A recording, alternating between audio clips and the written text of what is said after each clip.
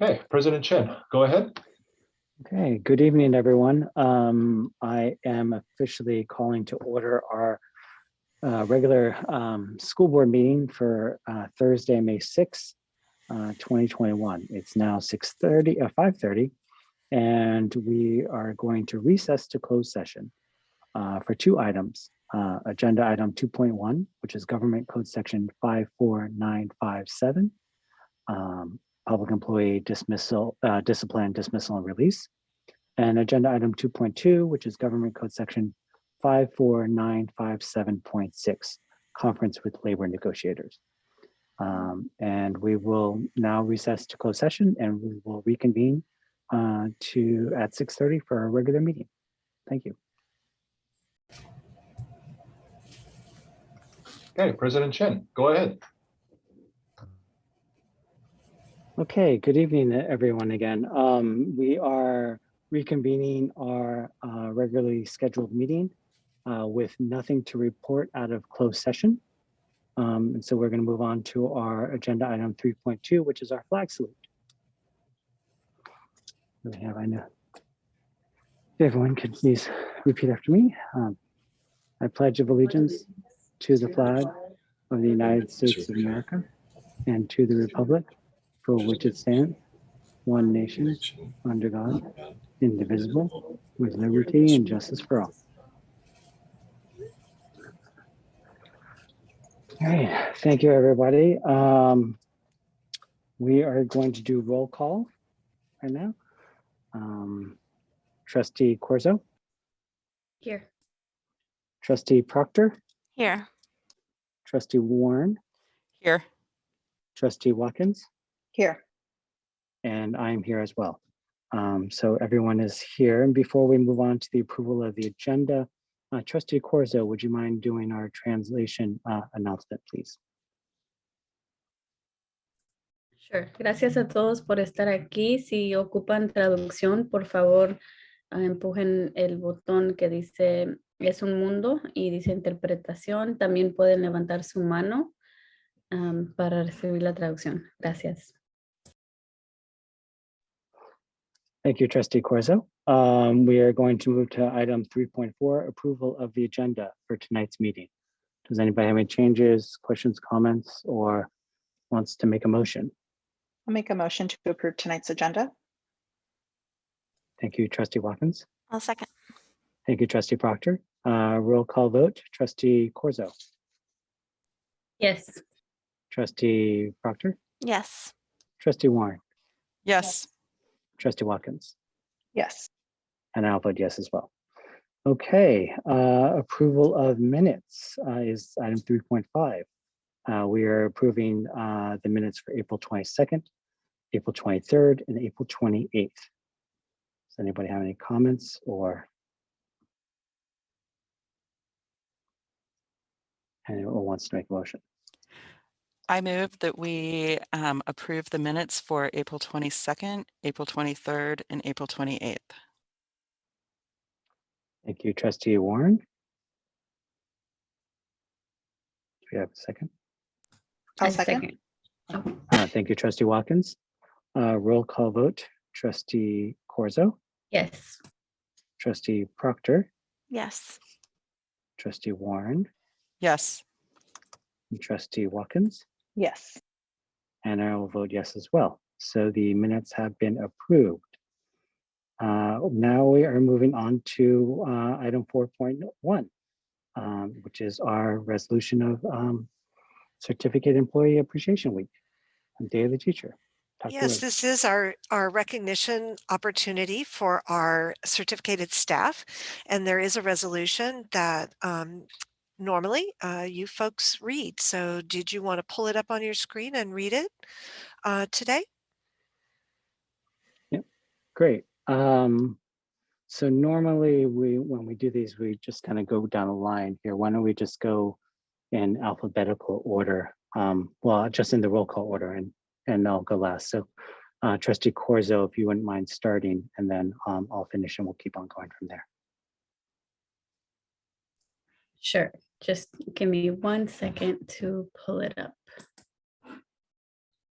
Okay, I'll read the title and the first whereas. Certificated Employee Appreciation Week on May 3rd through the 7th, 2021, and Day of the Teacher on May 12th, 2021. Whereas the week of May 3rd through the 7th, 2021 has been designated as Certificated Employee Appreciation Week, and May 12th, 2021 as Day of the Teacher, and whereas an outbreak of COVID-19 forced school and health officers to close schools on March 16, 2020 to prevent the spread of the disease, and SMFCSD schools reopened schools on March 8, 2021, and whereas San Mateo Foster City School District teachers and certificated staff, including substitute teachers, have shown incredible resilience and flexibility to implement distance learning, rose to the challenge to implement a hybrid model, and pivoted once again for a full return to school while ensuring students' academic, social, and emotional well-being. Whereas San Mateo Foster City School District teachers and certificated staff have spent countless hours collaborating with colleagues, participating in professional development, and reflecting on their practice to grow culturally responsive classrooms that include read aloud stories from various backgrounds and space for students to share their language and cultural history. And whereas the San Mateo Foster City School District teachers and certificated staff go beyond the call of duty to enrich education for students by personally delivering leveled readers to students' doorsteps, leading study action book clubs, providing additional academic support in literacy and math after school, and running enrichment activities, including creative writing and team sports. And whereas San Mateo Foster City School District certificated support staff and substitute teachers are recognized for running learning hubs, administering weekly COVID testing, counseling struggling students individually and in small groups, leading care team meetings to ensure no child slips through the cracks, and returning to the classroom to teach students in person. whereas San Mateo Foster City School District teachers and certificated staff embrace and increased their expertise related to technology to create interactive virtual experiences, collaborate with colleagues online, produce informational videos for students and families, and teach simultaneously with students in person and at home. Whereas the San Mateo Foster City School District recognizes that these are only a few examples of the resiliency shown by dedicated educators who find a way to navigate difficult circumstances because of their commitment to students. whereas the San Mateo Foster City School District community recognizes the extraordinary undertaking, hard work, and resilience of its teachers and certificated staff in educating its children. now, therefore, be it resolved, the Board of Trustees extends its sincere appreciation and gratitude to the San Mateo Foster City School District's teachers and certificated staff, and does hereby proclaim the week of May 3rd through 7th as Certificated Staff Appreciation Week, and May 12th as Day of the Teacher. And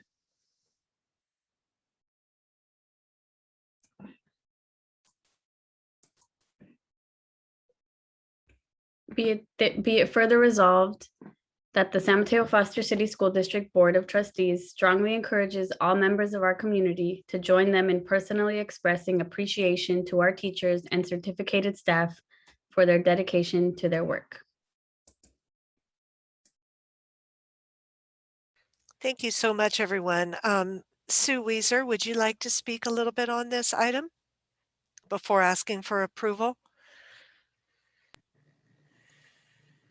Yeah, I just want to extend the appreciation to all of our certificated teachers, certificated staff, and our substitute teachers as well for their resiliency this year, and appreciate the board adopting this resolution to recognize our certificated personnel.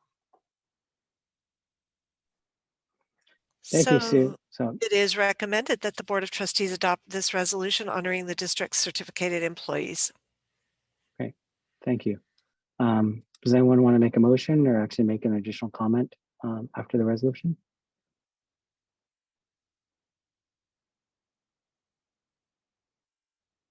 No one? I'll make a comment. Should I do that now? Okay. Yeah, sure. So I just wanted to wish everyone of our certificated employees a happy Certificated Employee Appreciation Week.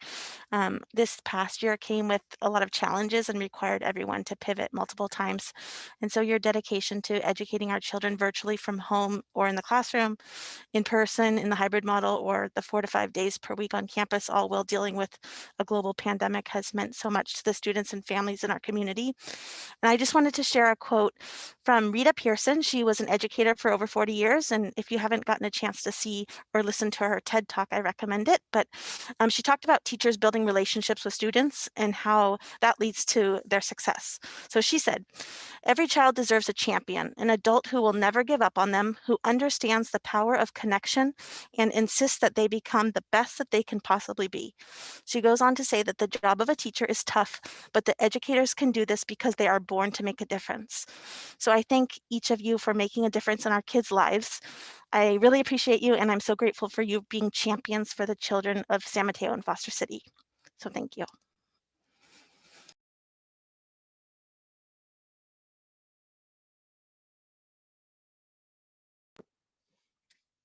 I'll also just provide comments just before we have the motion. I know that it's been sort of we've mentioned many times during the board meetings of how much we appreciate you guys and how much you guys have had to do this year. We've used different analogies like a Herculean task or like moving the mountain or pivoting. Just as one example is, I think all the teachers and certificated staff, on Monday, we sort of celebrate our third reopening of the year, or basically our first day back to school. And that's just not normal. And so what everyone has had to go through, what you guys have had to go through, it's been a tall task, and we really appreciate it. So beyond what was said in addition to what has been said at the motion, I really appreciate everyone's hard work and everything that you guys have done, especially this year. So with that, would anyone like to make a motion?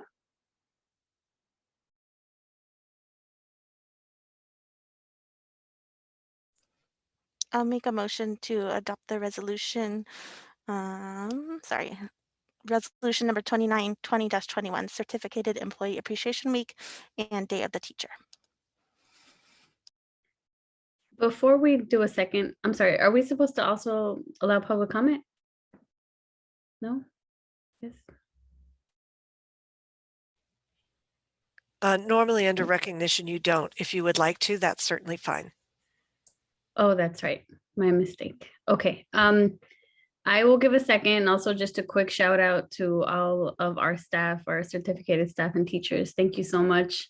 Now more than ever, but I really hope that, it's not just this week, it's every day that you feel appreciated. And yeah, I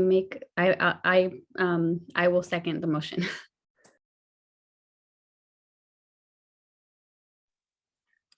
Great, thank you, Trustee Proctor for the motion and Trustee Corzo for the second. Roll call vote, Trustee Corzo. Yes. Trustee Proctor. Yes. Trustee Warren. Yes. Trustee Watkins. Yes. And I will vote yes as well. And that passes. So thank you, everybody. We are now moving on to public statements. Let me just, sorry, if you guys I lost my agenda with the correct language. So if everyone could please bear with me while I pull it back up. Okay, public statements. Public statements related to non-agenda topics. This is 5.1. The San Mateo Foster City School Board cannot act upon any matter that has been included and publicly posted on the agenda, except under limited circumstances as permitted by law. The board may refer matters raised in this forum to staff for investigation and or action where appropriate. Peter, if you wouldn't mind opening up public comment, please. Certainly. For those of you who might be joining us for the first time tonight, in order to signify to us that you would like to address the board for public comment on non-agenda items, so things that are not going to be discussed later on this evening, please use the raise your hand functionality within Zoom now, and we'll bring you up one by one. And for now, President Chen, we have 3. Time limit for public comment? Let's go with our regular 3 minutes, please. Oh, 4, there it is. So we'll go with 3 minutes. Okay, so first we'll have Randy, then after Randy will be Fernando. Randy?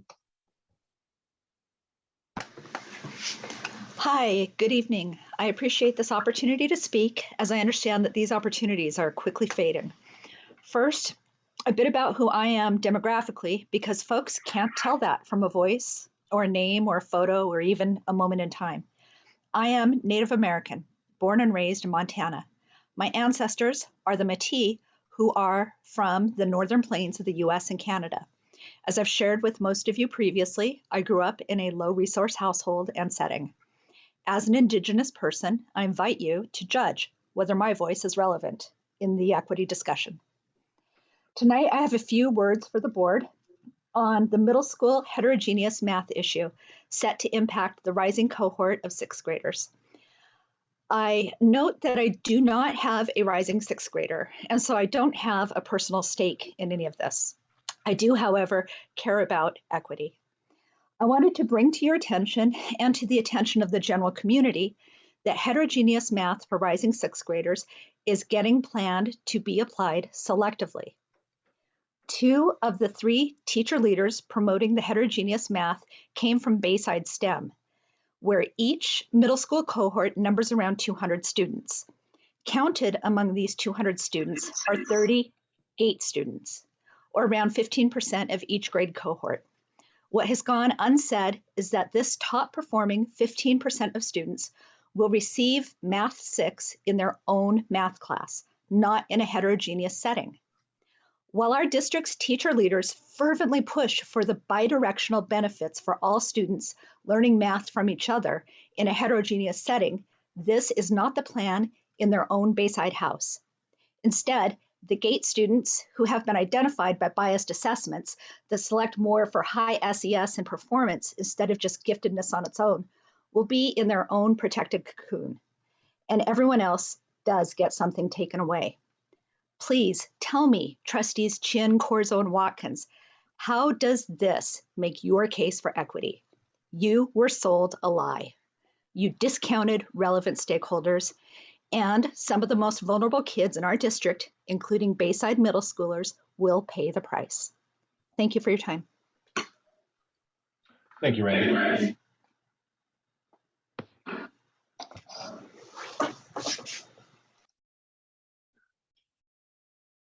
Okay, next we have Fernando, and then after Fernando will be Reina. Fernando? Hi, San Mateo Board of Trustees. This is Fernando. I'm currently a permanent substitute teacher for Foster City Elementary and covering for many teachers across the school district. I just want to say thank you, everyone, for creating the memo, especially being inclusive of substitute teachers, because they are not always rather as well respected as regular teachers. That being said, my first question is there a way for attendance where we would be able to see like the number of people that is in this group or in this room? I feel that, you know, given this is a public forum, if this was in person, you'd be able to like estimate how many people there are, but it's really hard to gauge. So I was wondering if there's a way to see that. My second topic would be for the next year. I would like to see if there could be more support for permanent substitute teachers, especially for hiring, as it is being in question. And I just want to like be able to voice my support for both distance learning and in person for the next school year. Lastly, I'd like to say that and report that in New York City schools, about 51,000 students are returning to in-person learning. And this is a school district where there are over 1.1 million students. So a vast majority of them have chosen to continue with distance learning. And I'd like to know like what the data is for this current one, if it hasn't already been discussed. But yeah, that's it. Those are the 3 topics: it's the attendance, the permanent substitute teachers for next year, and the the report of distance learning for the next school year. So I just want to thank you all, and yeah, I look forward to continue working and being a voice for those who could not. Thank you. Thank you, Fernando. Next, we have Raina. Raina? Hi, yes, good evening. This is Rena Korb. I won't take up much of your time. I had a guest perspective in the San Mateo Daily Journal yesterday that you may have seen or may have heard about it regarding public comment. There's been a few people talking about it on Nextdoor and on Facebook. And I just want to say that I greatly look forward to the board's plans to hear from the parents who would like to speak. We deserve that chance. You are our elected representatives. So I'm not married to the idea of public comment, but we need a robust forum to discuss, for us to share the issues that are of concern to us. And I truly hope that you will actually listen to all of our voices. Thank you. Thank you, Raina. Next, we have Andrew. Andrew, go ahead. Good evening, Board of Trustees and District Representatives. I speak to you today on the topic of equity. Before I make my comments, I would like to introduce myself. I present this information so that you have a better picture of who I am and where my values come from. My name is Andrew Prock. I'm a third-generation immigrant, the son of a civil rights administrator from Cleveland, Ohio, and an orphan by my mother's death when I was 8 years old. I attended school in the Minneapolis public school system. Minneapolis is a diverse city, and I attended high school at South High, one of the most diverse schools in the city. Disparate outcomes ranged from being shot and killed in gang violence to joining Prince as a member of his band. George Floyd was murdered a mile and a half from my alma mater. I want to speak to you briefly about equity and access. In previous sessions, we've heard about how gatekeeping has led to certain demographics of students having fewer opportunities. First and foremost, it is important to understand that children from diverse backgrounds face a variety of challenges. The impact of those challenges can wax and wane as circumstances change for that student. A student who might be faring well one day may find themselves impacted by any number of external factors, rendering them vulnerable and distressed.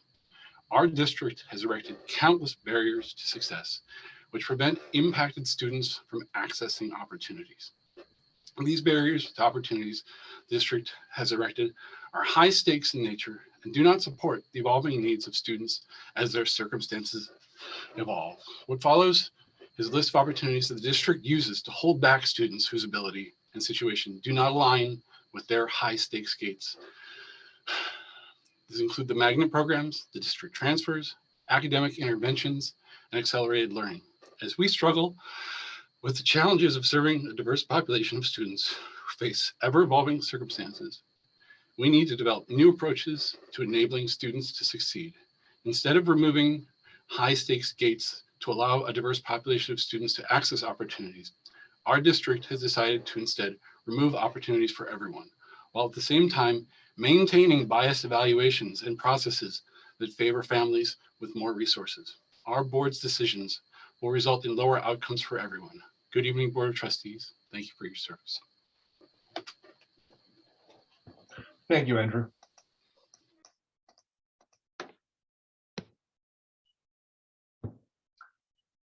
Okay, President Chin, we have no other hands for public comment at this time. Okay, thank you, Peter, and thank you everyone who provided their comments. So we are, I'm sorry, 5.2, public statements related to agenda items. Persons will be called on at the appropriate time. Moving on to agenda item 5.3, Foundation Committee reports. Does anyone have anything they'd like to report out?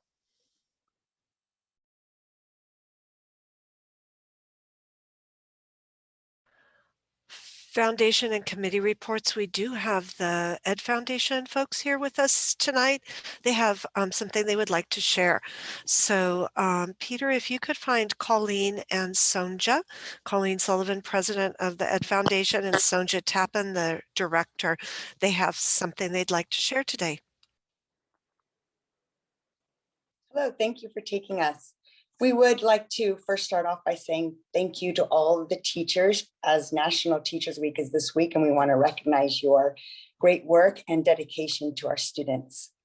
And I have two announcements. One is that we were able to receive a grant from Adobe, which is a huge plus for us, as they want to connect with us and be a partner in ensuring that our children and students in the district have the resources that they need. And we want to thank Adobe and are proud that we were able to partner with them to receive $20,000 grant.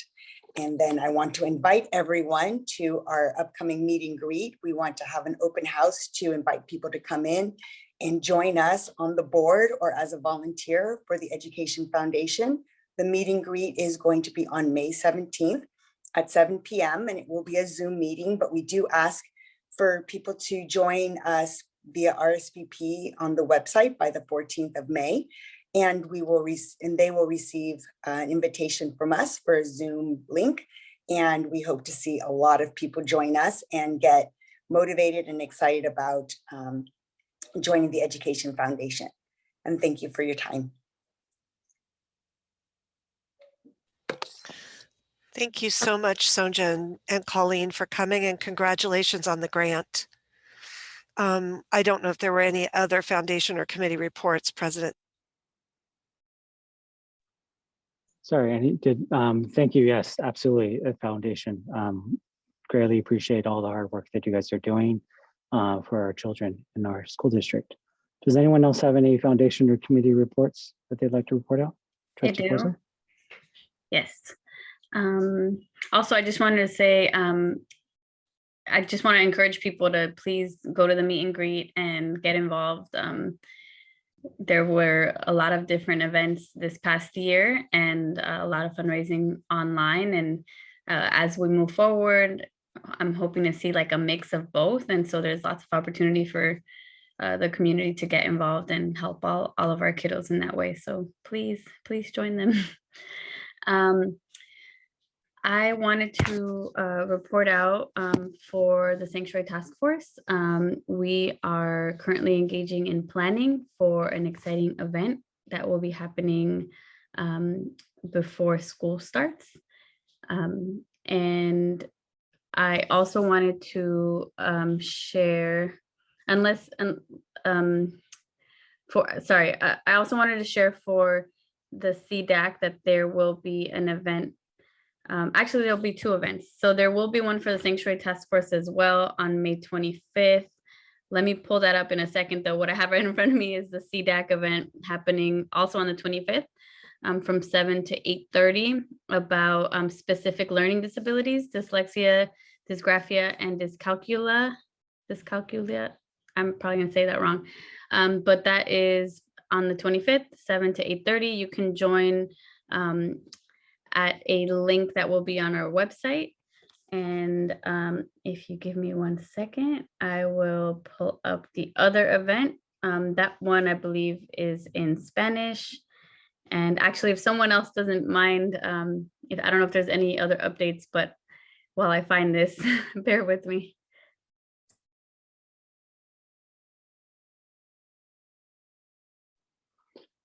Does anybody else have any foundation or community reports before while we buy some time for Trustee Corzo? Well, I'll just add to what Trustee Corzo said in terms of the upcoming CDAC event. I think this would be a really great opportunity for parents to attend, especially since I feel that many parents have had more insight over the last year into the different ways their children learn that they may not have had before. So I know for a fact that there have been more diagnoses of dyslexia, dysgraphia, and dyscalculia, which basically is not seeing the words correctly on the page, or having issues with writing, or having issues with numbers, and all of which can affect your child's ability to access their education. So I would really recommend, even if you don't have a special education diagnosis as of yet, I would really encourage all parents to attend this presentation.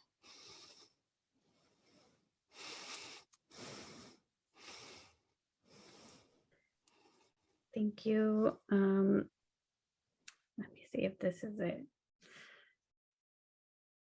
Oh, I found it. So it's Noche para Padres. So it will be an event in Spanish also at 7:30. And it will be regarding financial support, legal and immigration support, and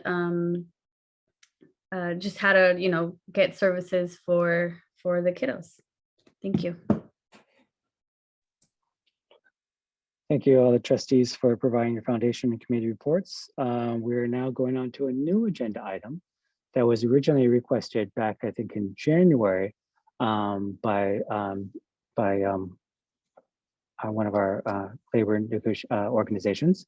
And we're happy to, with the approval last week or last meeting with the governance handbook, allow this item to be on our agenda and to permanently be on our agenda. So Dr. Roses, how do we want to handle this? Yes, so we have the 3 representatives from our 3 labor unions and representative unions.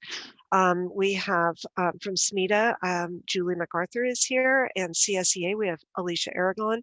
And then from SMEA, we have Heather Morgan. And so if Peter could promote them, then we could begin with Julie.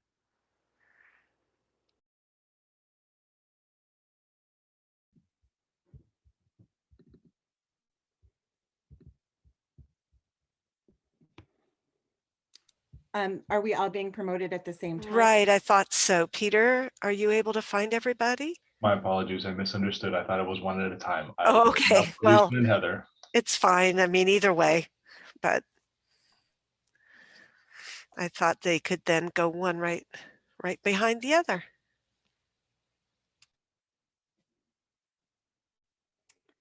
This is all very exciting. Thank you. And thank you to the people who gave me a heads up on this. It could have been quite disastrous if I had just randomly been promoted. Should Smita go first? Whoever would like to begin. This is our first time doing this, so you guys decide. I'll go first. So I want to share with the board, first, thank you for this opportunity. It's very exciting. The teachers, as you all know, have just completed their third first day of school for the year. And by all accounts, it's going well. I wanted to give a shout out to both the principals and CSEA, because we know they initially thought they had until May 10th to make this happen. And so I really want to give a huge moment of gratitude for the office staff who helped re-roster everybody, to the janitorial staff who moved furniture like maniacs all over the place, getting classrooms all set up, and to the principals who both had to support their staffs at this time and do a lot of hand holding. It really was a Herculean effort, but the teachers certainly didn't do it alone. And I want to make sure that we acknowledge our colleagues who supported us in making that transition. I also do, in honor of Teacher Appreciation Week, want to take a moment to honor my colleagues and all of our SMETA members. A lot has changed since March. Our teachers have shifted our practices, we've shifted our curriculum, we've shifted the way we engage students, both in distance learning and in classrooms. And I want to just say how proud I am of this group, that they came together and collaborated in new ways. They embraced these new challenges, and they bonded over this very unique experience that we shared together.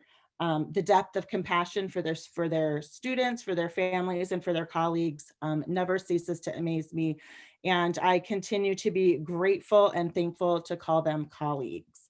And that's all I want to say. And I also just a quick thank you to all the parents out there who are working hard to make teachers feel appreciated this week. So thank you. That's all I have from Smita.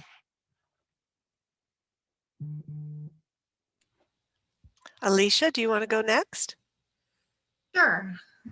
Good evening, school board trustees, Dr. Rosas, and everybody else.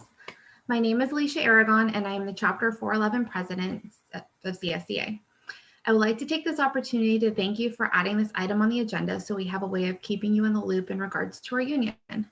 As of right now, I do not have much to report besides the fact that even though all the changes were a bit chaotic for our office staff, our classified employees are very happy to have children on our campuses again. As you know, CSEA employees have been back on the site since the beginning of the school year. I'm sure you can imagine the campuses are not the same when there are no children and only maybe 10 adults on the campus. You may find this surprising, but the morning craziness and even the safety checks have been a happy change of pace for all of us. Classified School Employee Week does begin on May 16th, which is also the week of your next meeting. So I look forward to updating you again then. And I just wanted to take a minute to thank all of the teachers, from the ones at the site that I work at, all of the sites, the teachers at my daughter's school. You are all wonderful, and we all appreciate everything that you do. Thank you for your time. Heather Morgan. Thank you. Okay, good evening, school board trustees and Dr. Rosas. My name is Heather Morgan. I am the principal of Bowditch Middle School in Foster City, and I represent the San Mateo Education Administrators Association, or SMEA.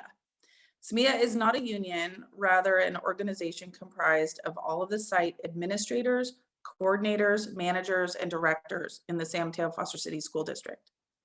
First, I would like to thank you for adding this opportunity for our group to share SMEA announcements with the school board.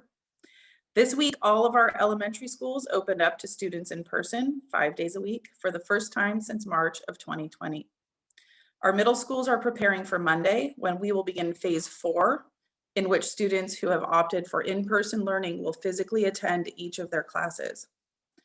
Preparing for these changes required a heavy push from all of our site staffs, as well as the support from district departments. We want to thank all of the San Mateo Foster City School District staff members who made these school openings possible. Lastly, this is officially Certificated Teacher Appreciation Week, and many schools are celebrating all staff appreciation this week. So we extend our gratitude to our teachers and other staff members for all they do for our schools, students, and families. Thank you again for this opportunity to speak for SMEA, and I look forward to sharing our news and perspectives in future board meetings.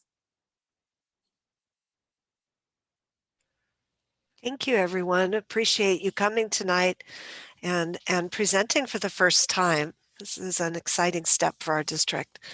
So thank you.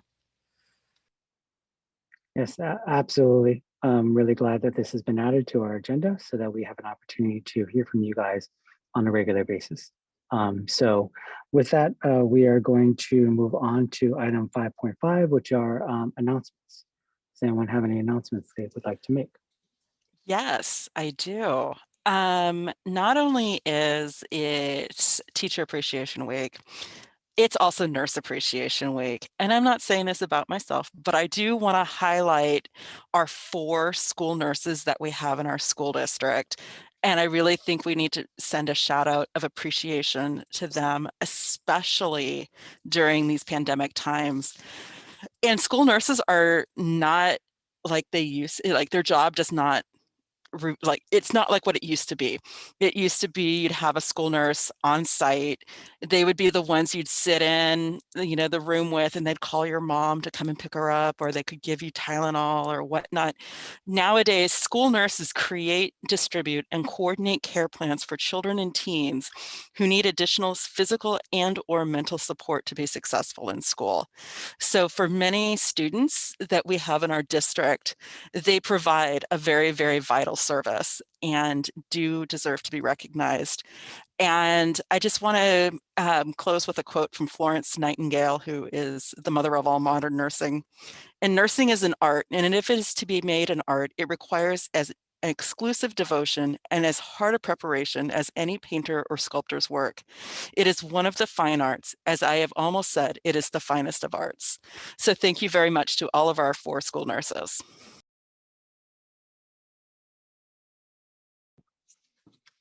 Absolutely. Thank you to our nurses as well. And does anyone have any other announcements they'd like to make? No. Okay. Well, I have actually 3 announcements to make. One, for those who aren't aware, tomorrow night, the Sanctuary Task Force is receiving a Kent Award. For those who aren't familiar with the Kent Awards, it is an award that is given by the San Mateo County School Board Association. I think it's every year they ask for different nominees, and we did submit for the Sanctuary Task Force, and we were selected. And so there is a virtual public event tomorrow night. And so we want to congratulate the Sanctuary Task Force for all the work that they have done over the past year. It's well deserved in terms of the Kent Award. Secondly, for those who haven't been following, we are approaching the yellow tier, hopefully next week, if all the numbers look right. Our San Mateo County has been doing really well. I think we're at 74% in terms of vaccinating, at least receiving the first shot. However, that doesn't mean we need to let or put our guard down. That's not right. Let our guard down. So if you actually dive into the numbers a little more, some of our current zip codes, if you dive into the state's website, actually only have only 46 or 50% vaccinated of our San Mateo Foster City school districts, so zip codes. So even though the county is at 74%, we are encouraging everyone to get vaccinated if you can. And with that, there actually is a free COVID-19 vaccine clinic that's actually held on Saturday at San Mateo High School. So it's Saturday, May 8th, this Saturday at 10 a.m. So if you would like more information, please go to the San Mateo County's website. It is a site that we are doing mass vaccinations, and there are appointments available while supplies last. But I know that the county has done 2 mass vaccinations over the last week and hope to do more as vaccine supplies keep increasing. So encourage everyone to please keep wearing your mask, socially distance, and please get vaccinated. Lastly, the last update is Trustee Proctor and I and Dr. Roses will be holding a coffee chat on Wednesday, May 26th at 6:30. Thank you. So more details to come relating to that. But as we try to reach out to the community a little bit more and outside of the boardroom or board meetings, we will probably try and host additional coffee chats to talk to our community. So stay tuned for more information on that. So we are now moving on to item 5.6, Superintendent Report. Dr. Roses. Thank you. I realize that there was a resolution in honor of our certificated staff members on the board agenda this evening, but I didn't want to start my remarks without recognizing the extraordinary work of our staff this year. Thank you for your ongoing efforts to support our students, and happy Week of the Teacher. And I know we will celebrate our nurses during our classified appreciation week, but this is the Week of the Nurses, so thank you to our nursing staff. On Monday, May 3rd, students return for 5 days a week in our elementary schools. And as you heard from Principal Morgan, by Monday, May 10th, middle school students will be attending all of their classes. Also on Monday, May 10th, students will enter the doors of Beach Park Elementary for the first time. This has been an extensive project and we are very proud of the final product, and we'll be glad to hear the voices of staff and children running through the building. Well, maybe not running. There will be a ribbon cutting planned for the fall for the 3 gyms and the new school in Foster City, Beach Park Elementary, the home of the leopard sharks. So watch for a ribbon cutting event to open our schools in the fall. All of these steps bring us closer to a normal return for the 2021-22 school year, and we will bring more information about that to you very shortly. Since our last meeting, David Chambliss, Assistant Sup of Ed Services, and I have met with the Stakeholder Advisory Committee to determine next steps related to AB 86, LCAP, and the fall reopening. Ideas for AB 86 that will be shared with you this evening include thoughts from this committee. As we complete our work on AB 86 and the LCAP, we will turn our thoughts toward the normal reopening of school in the fall. Also, just wanted to make sure that you knew that LCAP engagements have started, and we are writing a new 3-year plan. So if you watch your emails, there are times that you can participate in that. Also, tomorrow, there will be interviews for the new superintendent. A final name is expected to be brought forward for board approval on May 20th. We haven't talked about this in a while either, but I did want to bring you up to date that the Pedro A. Noguera consulting team, PAN, has been conducting outreach efforts related to the development of the program for the new school in North Central San Mateo. You will hear about their work and recommendations during the 2 meetings in June. Also on Friday, as President Chin stated, Sanctuary Task Force is being awarded with the San Mateo County School Board Association's Kent Award. We are thankful for the work that this team has done, especially during the difficult times of the pandemic. Next week, you will have a study session on May 15th, where the board will continue their governance and equity work. On the areas of governance, one of the particular points that we will discuss, which has not yet been approved by the board, is how to best take public comment. So this area is still an area that we want to discuss deeply. So that will be coming up on your May 15th board meeting. And finally, I do want to thank our Ed Foundation on their latest grant award. They've continued to do excellent work for us throughout this school year, and we appreciate their extraordinary efforts also. So that's all I have for this evening. Thank you. Thank you, Dr. Roses, for that update. All right, we are moving on to the proposed consent agenda. Sorry, lost the calendar again. All items on the consent agenda are, trying to remember my memory. I'm sorry. This is what happens. Technology.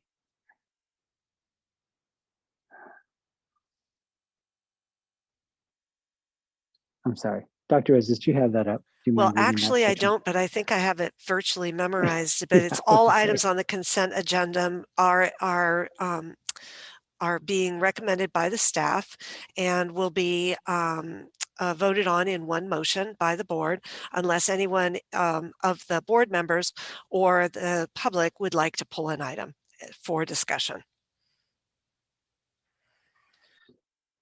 Thank you, Dr. Roses. And now, of course, I find it right at this moment. Do we have any member of the public, any board member who wants to pull or talk about a particular item on the consent agenda? Any board member?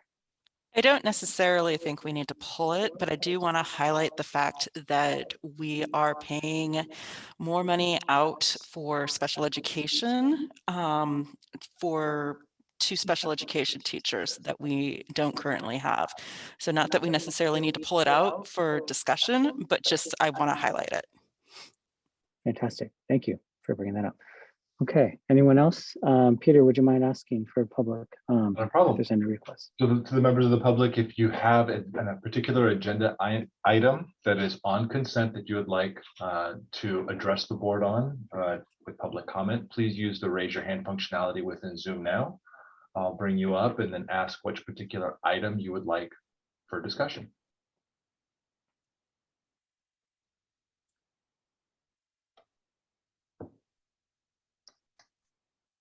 Okay, President Chen, we have no attendees with their hand raised at this time. Thank you, Peter. Any further discussion, or would someone like to make a motion?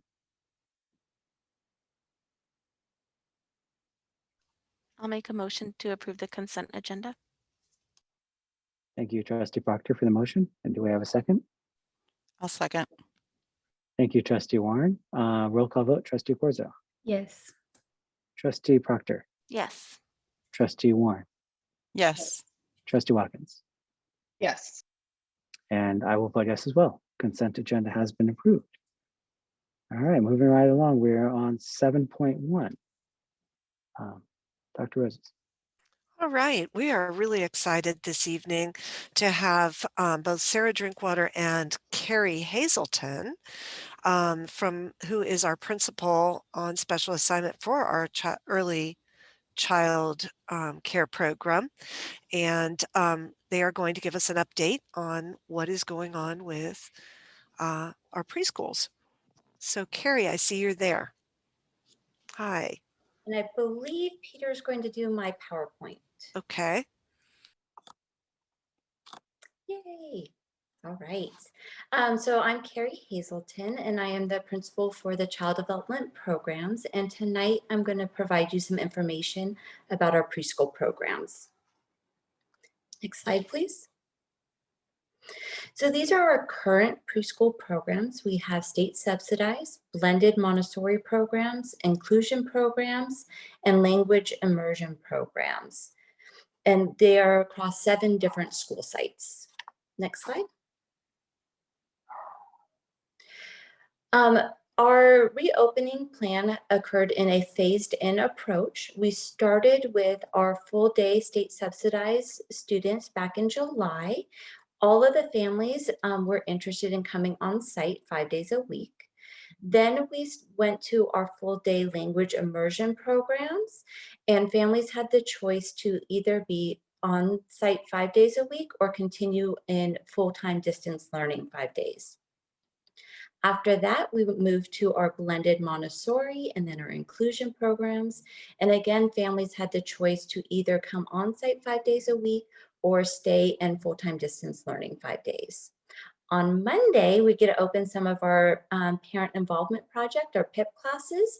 So that will happen on Monday. And again, some of the families are on site and then some are continuing in full-time distance learning. Back one more slide, thank you. I'm almost done. With the AM and PM classroom, that one is currently being operated in a full-time distance learning model. All of our on-site classes are following the licensing state and county guidelines. And our full-time distance learning families were provided iPads and hotspots if needed, as well as materials and supplies. Okay, now next slide. Our current program for our plan for next school year is to have all of our programs on site. So all programs would come 5 days a week on site next year. That's our state subsidized, our blended Montessori, our inclusion, our language immersion programs. We are currently enrolling students to 14 per classroom. In a year prior to COVID, we would typically have about 24 kids in a classroom. But until we have different guidelines from licensing state and county, we're keeping the class sizes small. So once we can increase our class size, we will, and we'll rehire some staff so we can meet the ratios. Next slide. So in our state subsidized programs for next school year, we have our parent involvement project, and we had to restructure our state subsidized programs to help us to ensure that we are meeting our state contracts. And in addition, our PIP funding was reduced, and so we had to restructure how many PIP classes we could continue. So at this time, we're continuing 2 parent involvement project classes, and we restructured one of the PIP classes that had to be closed into a full day state subsidized classroom because we had a lot of families that wanted full day and we did not have enough spots for the families to be in. So starting July 1st, we'll have an additional 12-month preschool program over at Turnbull. Our state subsidized contract and earning our contract is very complicated. So not only do we need to look at our attendance and how many students are enrolled in our program, we need to look at how many students are coming each day and making sure that there's no unexcused absences. We also need to look at the expenditures that we have. In addition, we have to keep in mind that our contract is based on 243 days, which is our 12-month program. However, we have both 12-month and 10-month programs within the same contract. So it makes it a little more complicated. And so we really have to make sure that we find that balance of making sure that we're earning our contract without overspending or underspending. And so it's really making sure that we're looking at the whole picture to earn our contract. Our CCTR, which is our school age program, we have one classroom at Turnbull. It is a 12-month program, and the TK and K students, they attend the elementary schools in our district and then come over to our program after dismissal, and they stay until 4:30. And then during the summer and the school breaks, they attend 8 hours with us. Next slide. Our Montessori blended programs began in August of 2020 at North Shoreview and at Parkside. We have enrolled for next school year 11 fee-based students and 3 state subsidized students per classroom. We were able to enroll all of the families that were interested in the Montessori program from our state subsidized applications into these 2 programs. When families are interested in learning more about our preschool programs, they call our Turnbull office or they come in and turn in applications or grab applications. Our office staff explain all the different programs that we offer, the Parent Involvement Project, our Montessori programs, the AM/PM, our full day. So they explain all the different types of programs that we offer to the families so that they can make the decision of what program works best for them. We plan on continuing both the Montessori classrooms in a blended model next school year and beyond. Next slide.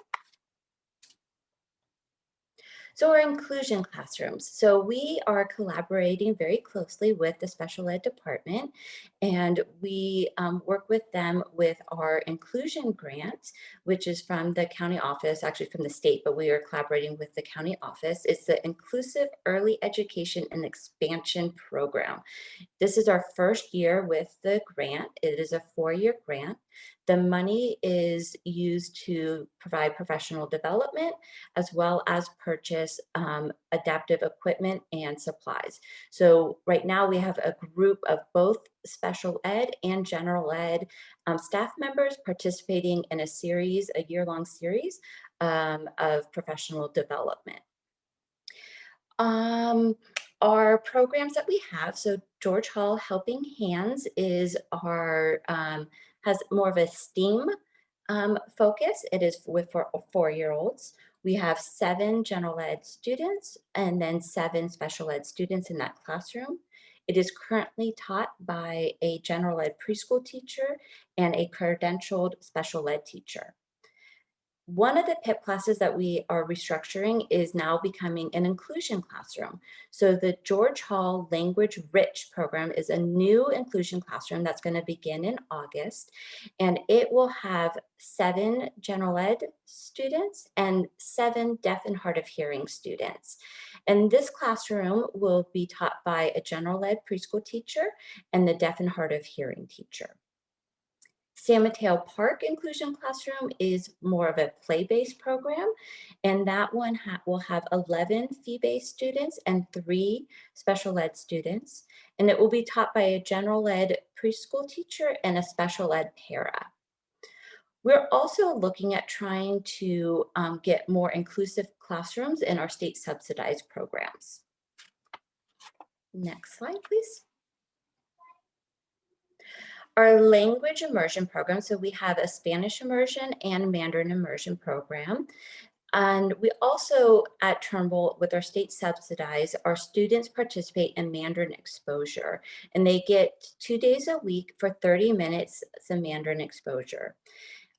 Everything kind of got put on hold at the moment for any changes or looking at restructuring these programs because of COVID. So at this moment, no changes have been made for these two kinds of programs. But the principal at College Park and I plan to meet and figure out a way to help the transition of our state subsidized students from our Turnbull that get the Mandarin exposure and how to transition them successfully into the Mandarin immersion kinder program. Next slide.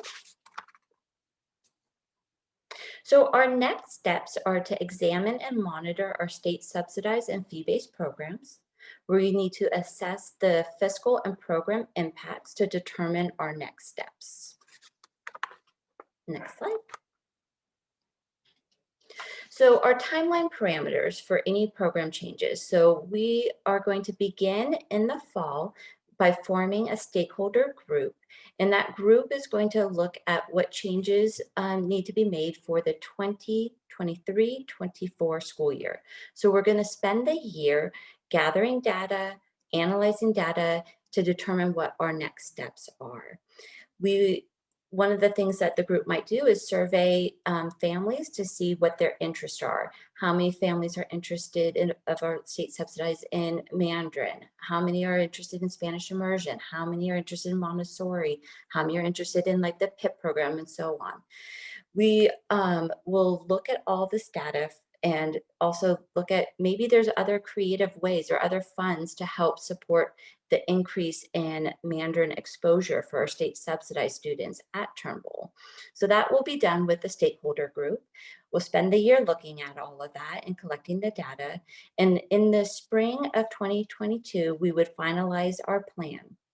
Everything that is decided at that point would then be used to make the changes for the following school year. So in October of 2022 is our fee-based information night. So any changes that are done to our fee-based programs would then be reflected in our information night to families. In November of 2022, our state continued funding application is due. So any changes to our state program need to go in that continued funding application so we can get approval for those changes from the state. Our enrollment for our fee base would begin in January, February time. If there are any changes that need to be made for staffing, if we need to be adding staff or we need to be reducing staff based on whatever program changes we might have, that would be, the discussion would start in March of 2023. And then our state subsidized enrollment begins in April of 2023. Next slide. And that's the end of my presentation. I'd like to open it up for any questions that you might have. Thank you so much, Carrie. You do an outstanding job with our preschool students, our youngest learners in our district. I will then turn it over to President Chin and he can ask if there's any questions. Yep, absolutely. Thank you for the presentation, Carrie. Do we have any clarifying questions from the board? I have a couple questions. Thank you, Carrie, for sharing a little bit more. I did have one question around, you know, I know that I think, was this the first year or this is the second year in terms of the integration of the Montessori preschool with the fee-based and the subsidized? This was year two, right? This is our first year. Oh, this was year one. Okay. So, I mean, you know, it's great that we've started that. I would love, and I know that everyone I think would love for those numbers to be more 50-50. And so I'm just wondering if you can speak a little bit to what adjustments, changes, things are happening to work to increase the percentage of our of students, you know, who would qualify for subsidized spots to be in those programs. So we only have so much money for our state funded program. So in order to add more slots for the either the Montessori programs or in any of our other programs, if we want it in our Mandarin immersion or Spanish immersion, we would need to restructure our program unless we're not earning our contract. So we've typically haven't earned our contract, but we have restructured with the PIP program and adding a full day program. So ideally we should be earning our contract for the state. If we are not earning our contract, then we would be able to add additional spots into any of those programs. If we What are, I think is confusing about this is that what you've told me and is that indeed to move students to the Montessori program, well, first of all, they have to want to go, but let's say we did have the desire, in order to move those spaces, those allocations to the Montessori program, it could indeed close a classroom at Turnbull. And that's what I was Learning Academy. Yep, that's what I was going to go to next. So right. If we don't have spots, we would need to close, let's say, our PM class. So that's 24 students. So instead of them going to the PM class at Turnbull, those 24 students could be divided up into other classes. So they could go, we can move some of those 24 students over to North Shoreview. We can move some of those students over to Parkside if you wanted at the Mandarin program, then some of them would go into the Turnbull class. But by closing that one class, that also has a ripple effect. So we wouldn't need the staff in that AM PM class to be full-time because they would only have one group of students. The moving the students over to North Shoreview or Parkside would reduce the number of fee-based spots, which would reduce the amount of money we're bringing in for revenue. We might also reduce the number of staff at the Montessori programs because the state subsidized students are half day. And so if they are not paying for the afternoon, then per ratio, I might not need all the staff to stay an 8-hour shift. So it's complicated. So that's the purpose of the conversation around having a stakeholder team really look at what do we want to see in the future so that changes can be made and everyone is aware and knowledgeable of what it's going to move to. Okay, I think, and maybe this is, I don't know that my understanding, well, I don't know if this is now, with my understanding of how this originally was going to be implemented was that the goal was 50-50. I don't think I realized that there were any other ramifications around that. Is that new that there are now like additional? Okay, I don't remember that being a part of the discussion at the time, but maybe now I'm moving away from clarifying questions, so I can save some of that. Sorry, my child is trying to come in. Don't apologize. I think we're all used to it by now. Any other clarifying questions from the board? Okay, can we go to public comment, please, Peter?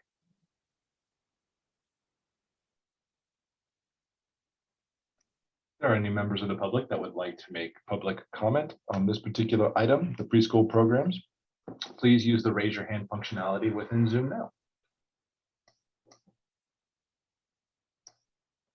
Okay, we have 2 for public comment. First, we'll have Cheryl, then after Cheryl, we'll have Sanja. Cheryl?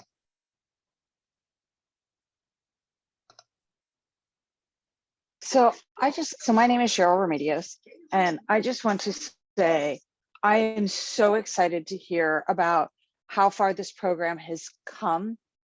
My son was in the first round of fee-based preschools 14 years ago, because he's now, actually maybe 15 years ago now, because he is a freshman at ASU. He just finished his first year.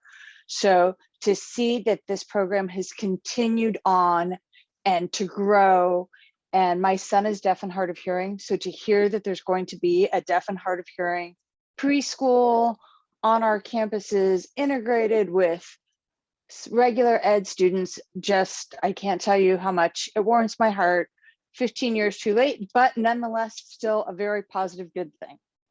Thank you. Thank you, Cheryl.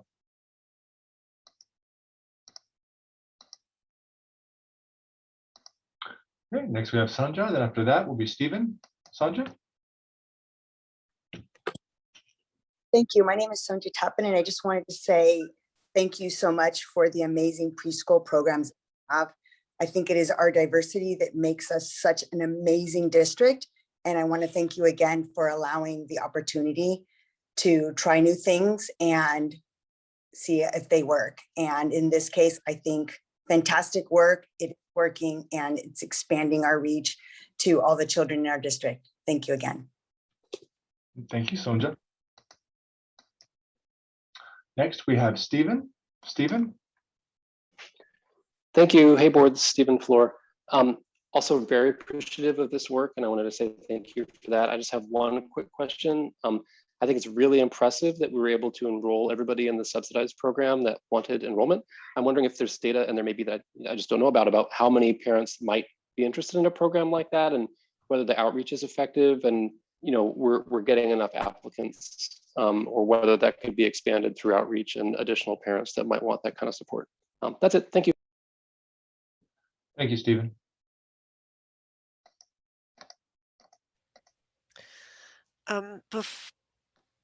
Are there any other comments?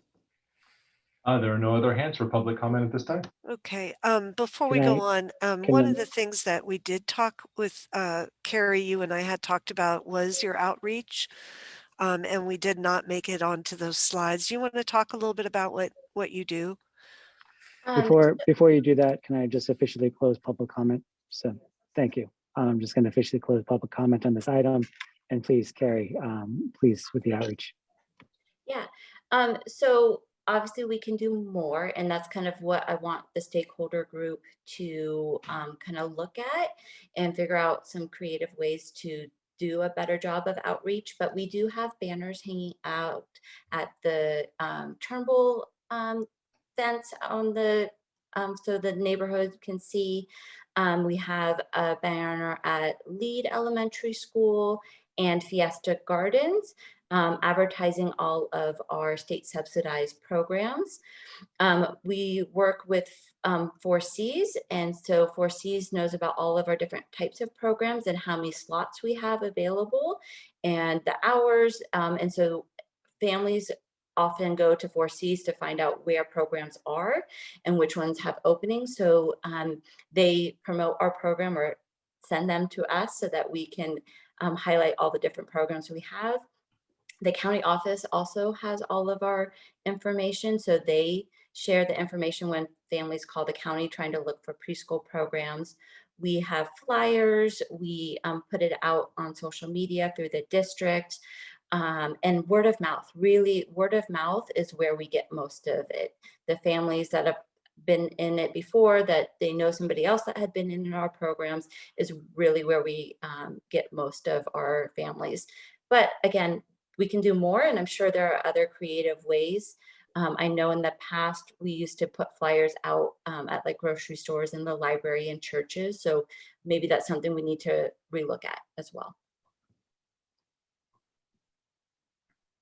Thank you. Carrie.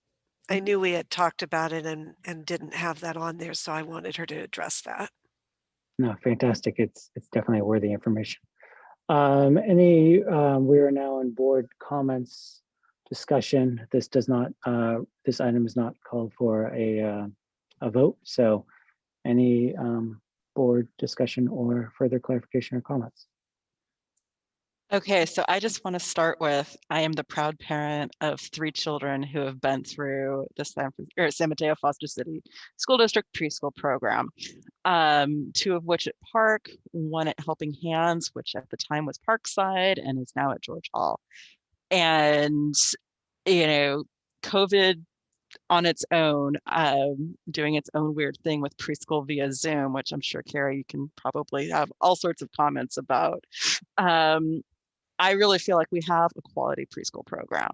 And I really feel like, we offer so many different versions of preschool, whether parents want Mandarin or like the language immersion or Montessori, or prefer or like a play-based program. You know, we have something for every style of preschool, which I think is great.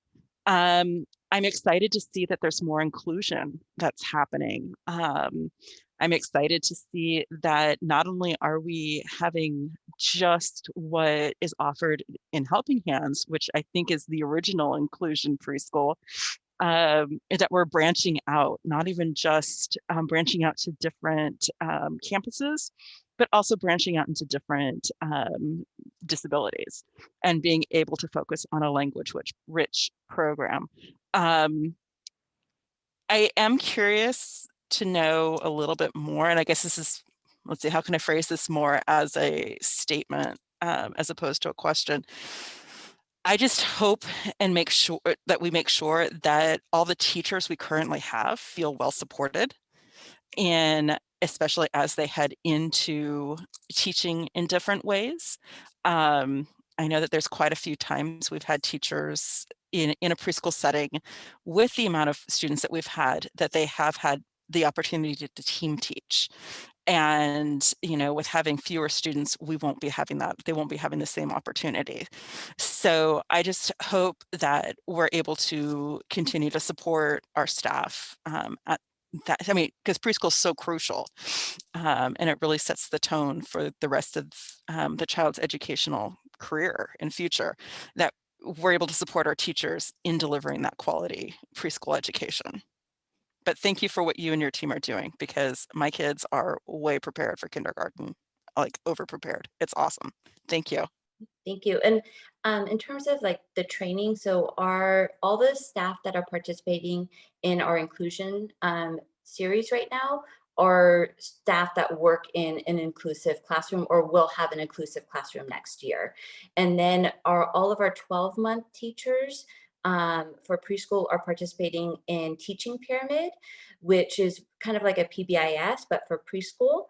And so we're passing out some information to some of our staff and then using them to share the information with others.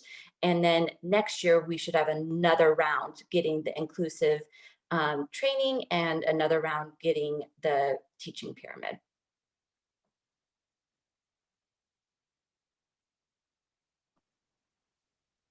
Fantastic, thank you. Any other board member comments?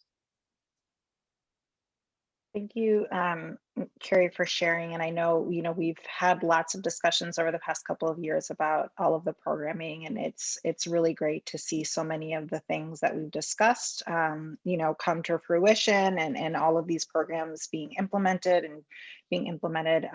sounds like successfully. And so that's great. And so I know it's a big job. And so I appreciate all of your work on that.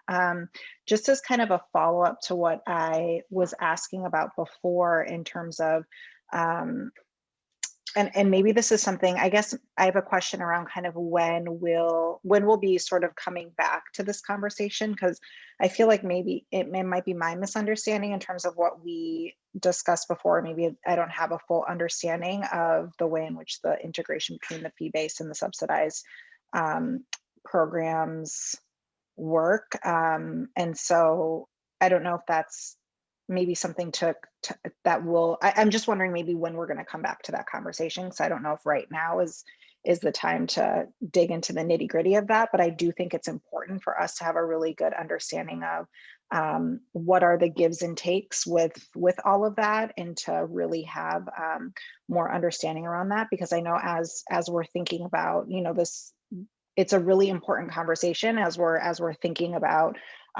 inclusion, as we're thinking about equity, as we're thinking about like all of these things, to think about, having really separate classrooms, right? You walk onto some of our sites and you see groups of students, that are very separate. I know that was something that, I know for me personally, like didn't feel okay.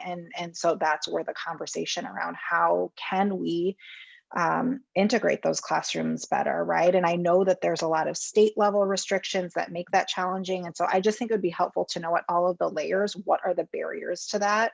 And then that can help us think about both decisions that we can make as a district, but then also, are there ways as a community that we can advocate, you know, even at the state level or wherever the pressure needs to be in terms of making that easier, right? It shouldn't be the norm that preschool classrooms are essentially segregated based on income, right? That's not okay. And so what do we need to do to make that easier? So I guess maybe this is a request for that to be something that we talk about specifically, so that we have a much deeper understanding of that, and that the community does, and that we can, again, then think about how to, and I think it can be integrated with the stakeholder piece of things. I was wondering if you could share a little bit about, and I don't know if you already have this form formed, or again, when this would be coming back to us, but like thoughts around who's included in the stakeholder advisory committee, process for that, you know, because again, as we're thinking about, and maybe this is already on the radar in terms of wanting to have really diverse representation and representation from, you know, students that are a part of our subsidized program at all of, you know, so just thinking about representation and kind of what that process is going to look like. And I don't know how much information you can share about that right now. So we do want a diverse group.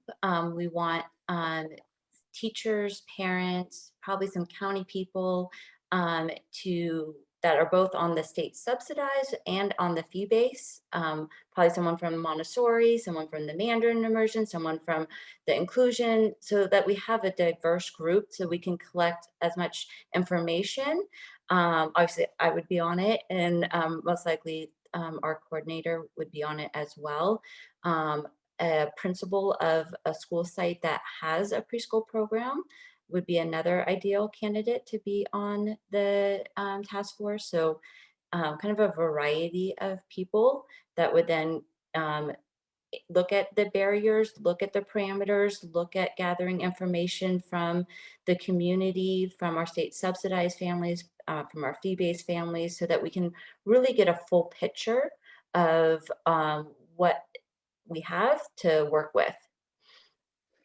Okay, and I think it would just be helpful to, as you guys kind of go down that pathway, if you're able to share a little bit more about kind of what that looks like. And one thing that I was thinking about as well is both in terms of, I mean, I think all of those are important things, and I don't know whether this is something the team would want to do and bring to the committee, or whether this is something you'd want the committee to be involved in. But I know that the goal is to think about 2023, 24. But I actually wonder about having, you know, more of like a strategic plan over a couple of years in terms of like, where do we really want the preschool program to go, and what does that look like over the course of a couple of years, so that it doesn't feel like things are shifting. You know, it's probably hard for you as well when things shift in that way, but I think kind of that longer term vision, and then, you know, what are our markers for success, and kind of how are we going to track that as we're moving along. And so I think that having the stakeholder input around that process would be really helpful. So but, you know, immense gratitude for all of your work on getting us to where we are so far. And I'm looking forward to seeing this continue to progress. Yeah, thank you. And the 23-24 would be the first year we would be able to make any changes, but yes, it would be for beyond. So like, we're really looking at sustainability and what is best for the program as a whole.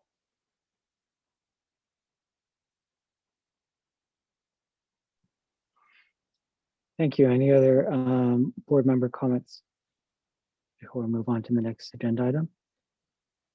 Going once, going twice, sold. Thank you, Carrie, again, for all your hard work. We know that it is a maze of bureaucracy, to put it lightly, for what you had to go through and how many hoops you have to jump through just to get those inclusion spaces, those state subsidized spaces. It's amazing what you do and all the hoops that you have to go through the state to get it done. So we really appreciate it. So thank you very much. Thank you. Now moving on to the next item, 7.2, Local Control Accountability Plan, otherwise known as the LCAP update. All right, and for this item, I'm asking Assistant Superintendent David Chambliss to do a presentation on, it is the LCAP, but most important right now, we do want to bring you up to date on AB 86, which is part of the LCAP and actually has to be approved prior to the LCAP. And so we've been working pretty madly on that, and we'd like to share where we are with that and the LCAP at this time. So David Chambliss, you want to take it over? Okay, thank you, Dr. Rosas. Good Sure. evening, Board of Trustees and community. Thank you for the opportunity to both provide you with an update and take a few minutes to engage with you about our planning. As Dr. Rosas mentioned, I'm here this evening to talk a little bit about the local control accountability plan and our AB 86 acceleration plan that sort of is nested within the LCAP.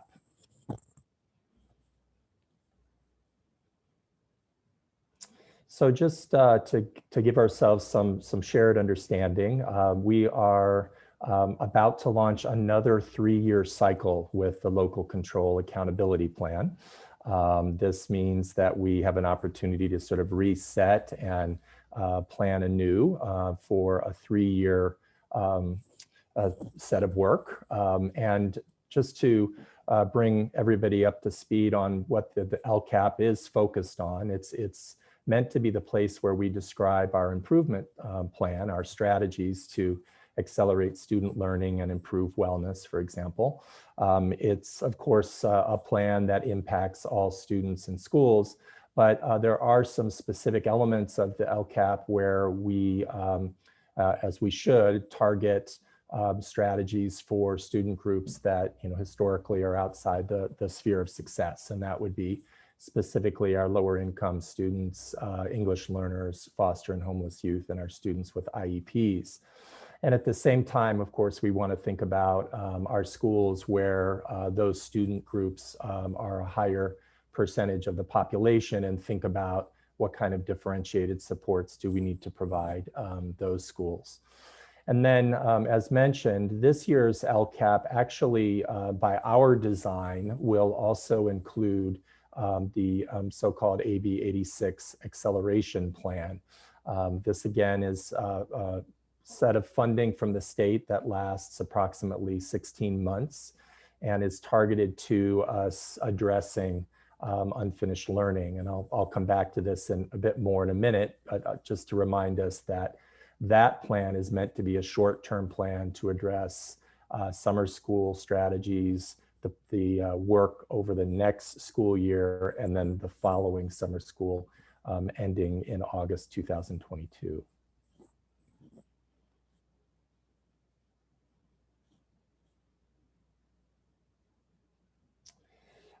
We have, because of some of the changes that have occurred in this new round of LCAP, we are bringing to you 4 of the same goals that we've had in the prior LCAP. You'll recognize them as goals 1 through 4.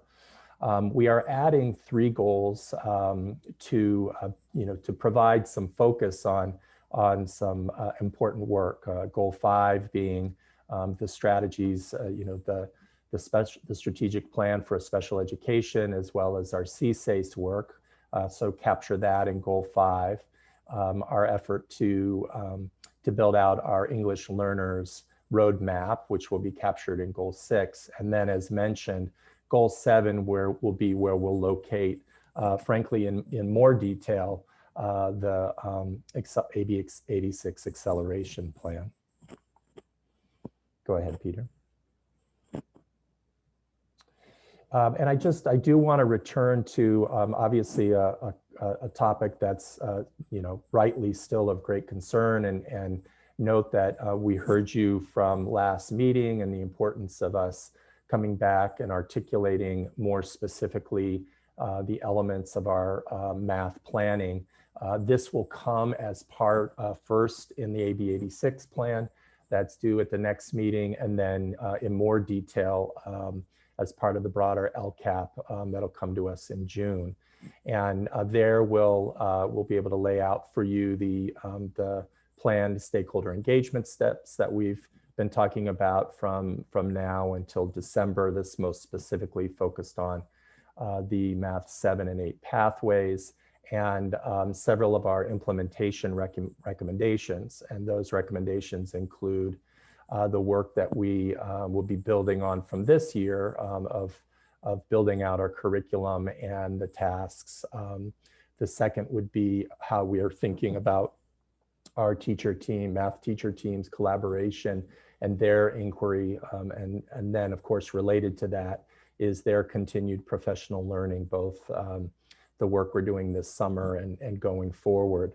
We'll also be bringing you recommendations focused on reducing the Math 6 teacher-student ratio, which relates to hiring additional Math 6 teachers and Math TOSA, or teacher on special assignment.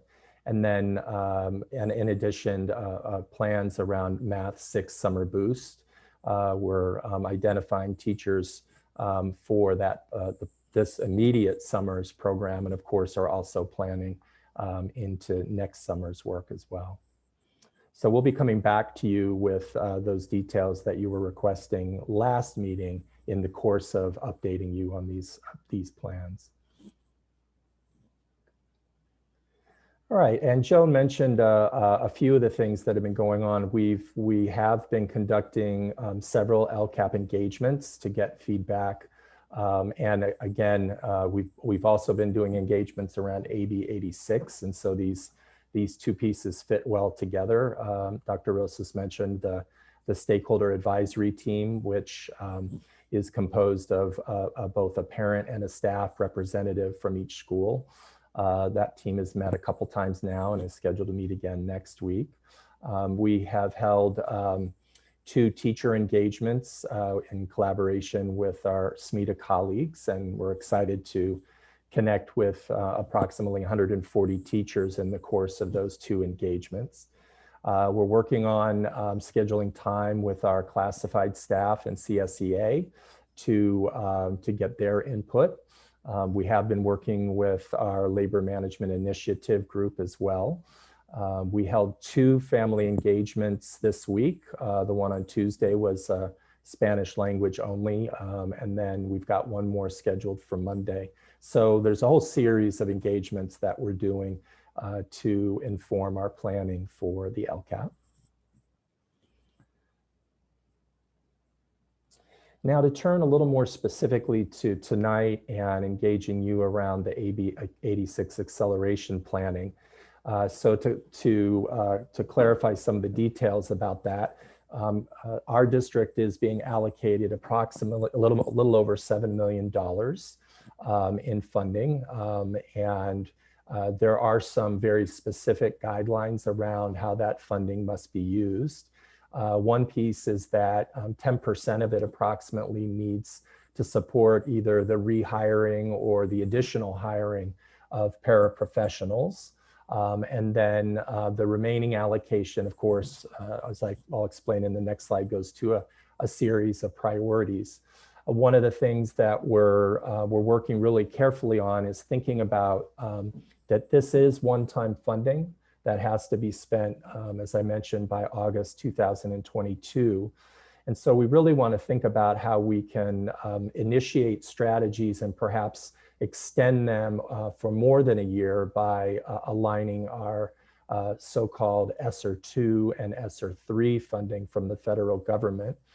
These are the last 2 rounds of large allocation from the federal government, making sure that we think about how the initiatives that we lay out in the AB 86 plan can have potentially 2, if not 3 years of life with the federal funding. Peter, go ahead. And as I mentioned, there's some very specific goals of the AB 86 acceleration planning. Again, this is meant to, we prefer not to talk about learning loss, but rather actually talk about unfinished learning. And so to address that unfinished learning, the legislation requires us to invest in strategies that extend learning time, that strengthen the regular instruction to accelerate learning, as well as to expand the supports and resources for health and well-being. So again, we have this requirement to increase the number of paraprofessionals, but of course, those folks contribute to those 3 priorities that we've laid out there. And very particularly, we can see how they could support our work with English learners and our students with IEPs. Go ahead, Peter. So just to give you a little bit more detail on the planning timeline, we'll continue to engage with key stakeholders. We're going to bring the acceleration plan to the board on May 20 for approval. That enables us then to meet the state deadline of providing them with a board approved plan by June 1st. I would add that the template for the AB acceleration plan provides some detail, but in some ways it's a larger grain size type plan. So we'll be able to actually even provide more detail about the AB acceleration plan as goal 7 in our LCAP, which we'll again be bringing to you for information on June 10th and for approval on June 24th. So let's turn, if you are willing this evening, I'd like to spend about 15 minutes engaging you in some feedback around our AB 86 planning. There is a link there, which I'm told that you've already had a chance to pull up, which is an abridged version of the brainstorming and thinking that our stakeholder advisory team has done. And let me just take a couple minutes for our audience, if they if they haven't easily pulled up that attachment, and talk through some of the ideas that our advisory team has been developing. First, around the summer program, so both this summer and planning for next summer. The strong message we're getting is, of course, it's important to address unfinished learning, but we need to understand that the pathway to doing that is actually through, re-engaging in relationship and community and in the social emotional as well as the wellness side. So we're getting strong encouragement from our stakeholders to think about summer programs both as just as an opportunity to do academic work, but even more importantly and first to just reestablish the sense of joy and learning and being in school. So right now we're looking at 3 types of programs, an expanded version of the general ed and extended summer year learning that we do for identified students with IEPs. So we've run this program in the past, but actually at a much smaller scale. And this year we're looking to expand it. And you see there, approximately 500 students is our goal. We're also working with our leaders supporting the Annex program of running an actual Annex summer camp enrichment program, as well as working with some of our community organizations to provide also an additional sort of enrichment programs. So our goal is for this summer is to offer programming that can support up to 1,000 students from San Mateo, Foster City. And then when we think about the academic actions for primarily for next school year and on, again, coming back to this shared understanding that, we want to come back full time and we need to think about the transitions social and emotionally, and really trying to build on a sense of it's great to be back in school and enjoying learning together. We also want to emphasize that we address unfinished learning not by drill and kill remediation strategies, but actually acceleration strategies that are focused on key power standards, and that's integrated into the daily work we're doing of teaching students to grade level standards. So one of the key priorities of AB 86 is to strengthen regular instruction. So again, we're going to be, we're getting recommendations from our stakeholders around supporting more and deeper teacher team collaboration and professional learning through, for example, teachers on special assignment and other coaching supports, looking at paraprofessional push into classrooms and thinking about the PD to support them to be as effective as possible. I mentioned earlier the TK8 math plan. We would embed some elements of the first year elements of that in this plan, or it's being suggested that we do. A lot of feedback around building our capacity to provide culturally responsive instruction, and so thinking about professional learning from that for that. Obviously, with the concern around unfinished learning and students' sort of social emotional readiness, we want to think about the various kinds of assessments and screeners we could add to our portfolio of assessments that could greater support teachers in inquiry at the sites about student needs, and of course, support us to do more effective program monitoring. We also would want to think about, making sure we're pretty close now, but we want to make sure we're solidly supporting a one-to-one allocation of Chromebooks to continue blended learning. And then in the priority of extended learning time is, of course, extending learning time. So thinking about after school programming, even before school opportunities where students can get targeted support. We're getting a lot of feedback on making sure that it is well targeted on language needs, on math needs, for example. There's some opportunity to explore, what is currently described as high dosage tutoring, which means where students get tutoring, regular tutoring at least 3 times a week. And even thinking about acceleration academies like during the fall, winter, and spring breaks where we can provide additional learning time for students.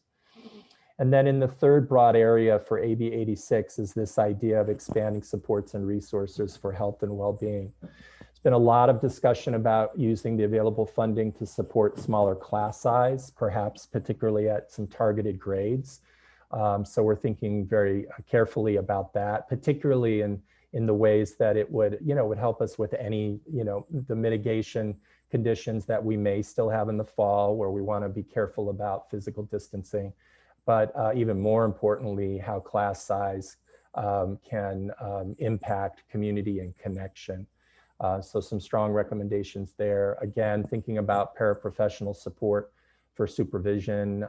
For example, if we do have some mitigation requirements still in place, and thinking about lunch and wanting to make sure we have enough adults able to support lunch and recess safely.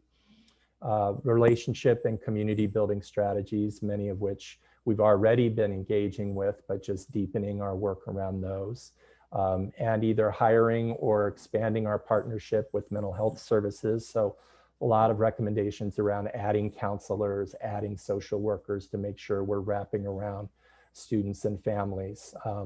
In addition, this idea of moving to more of a community school model, and thinking about community outreach workers, which support our schools to bring our families in and provide, to make the school more itself a hub of the community for our families, and partnering with community service and social service organizations to do that.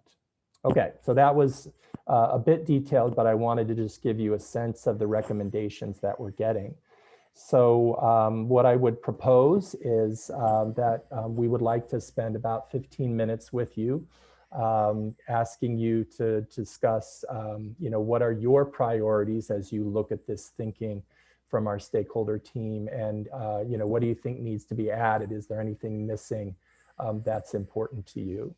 So, and I do want to point out that this is literally just this one piece. This is AB 86. LCAP is another engagement, but this is the part of the plan that has to be finished first. So realize that it will be part of a larger group of actions. So everything can't be just in AB 86, but if we have some thinking that maybe pushes into LCAP, we'll capture it there. But I just want to make sure that everyone knows that you will have more opportunity for feedback for the whole plan, but we do need to capture this now. And I would just, and Joan, you reminded me also to add that long list of great ideas that I talked through, we of course can't fund all of those. We're going to have to make some choices. So as a board tonight, if the question about priorities is is about giving us some of your guidance of where you'd like to see us emphasizing the use of the funding. So President Shin, I'll turn it back to you. Of course, in terms of clarifying questions and community comment. And then if we want to engage in the 15 minutes of thinking after that, of course, follow your procedure. Yeah, thank you, David. That is exactly what I was asking. In some ways, this presentation is great, but it's some ways set up like a study session. And so I wanted to sort of maybe follow our normal process as a regular agenda item and go to clarifying questions. We'll go to public comment. And then during board discussion and comments, we'll go ahead and do the 15-minute brainstorming session, because I think that would be the right process. Great, thank you. So at the moment, is there any board member clarifying questions? Anyone? No. Oh, okay. I had this one question in terms of the plan that's going to be brought back in, I guess at the next meeting.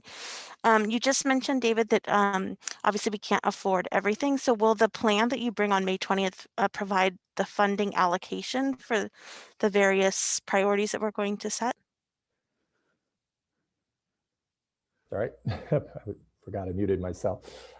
We'll do the best we can with that within the constraints of the template provided to us by the state. I mean, formally speaking, you have to approve the information that's included in the template. And I mentioned this larger grain size.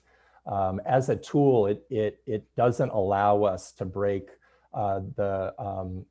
it down, sort of line item by line item. In fact, that's where nestling it in the LCAP is going to come in handy, because we can come back in the LCAP as part of goal 7, and we can actually break it down into more details. So there's kind of a two-step process here of kind of approving the big ideas, the big allocations with description of what we're prioritizing. And then when we come back to the LCAP, being able to see more explicitly, if we're hiring any additional staff, what we project that specific cost to be.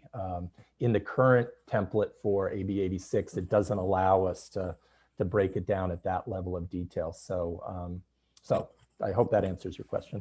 That does. I think for me, it'd just be helpful to get a general idea, because, just to know that we can actually do a meaningful plan here where it's realistic and that we can and make a big impact. So that would be helpful.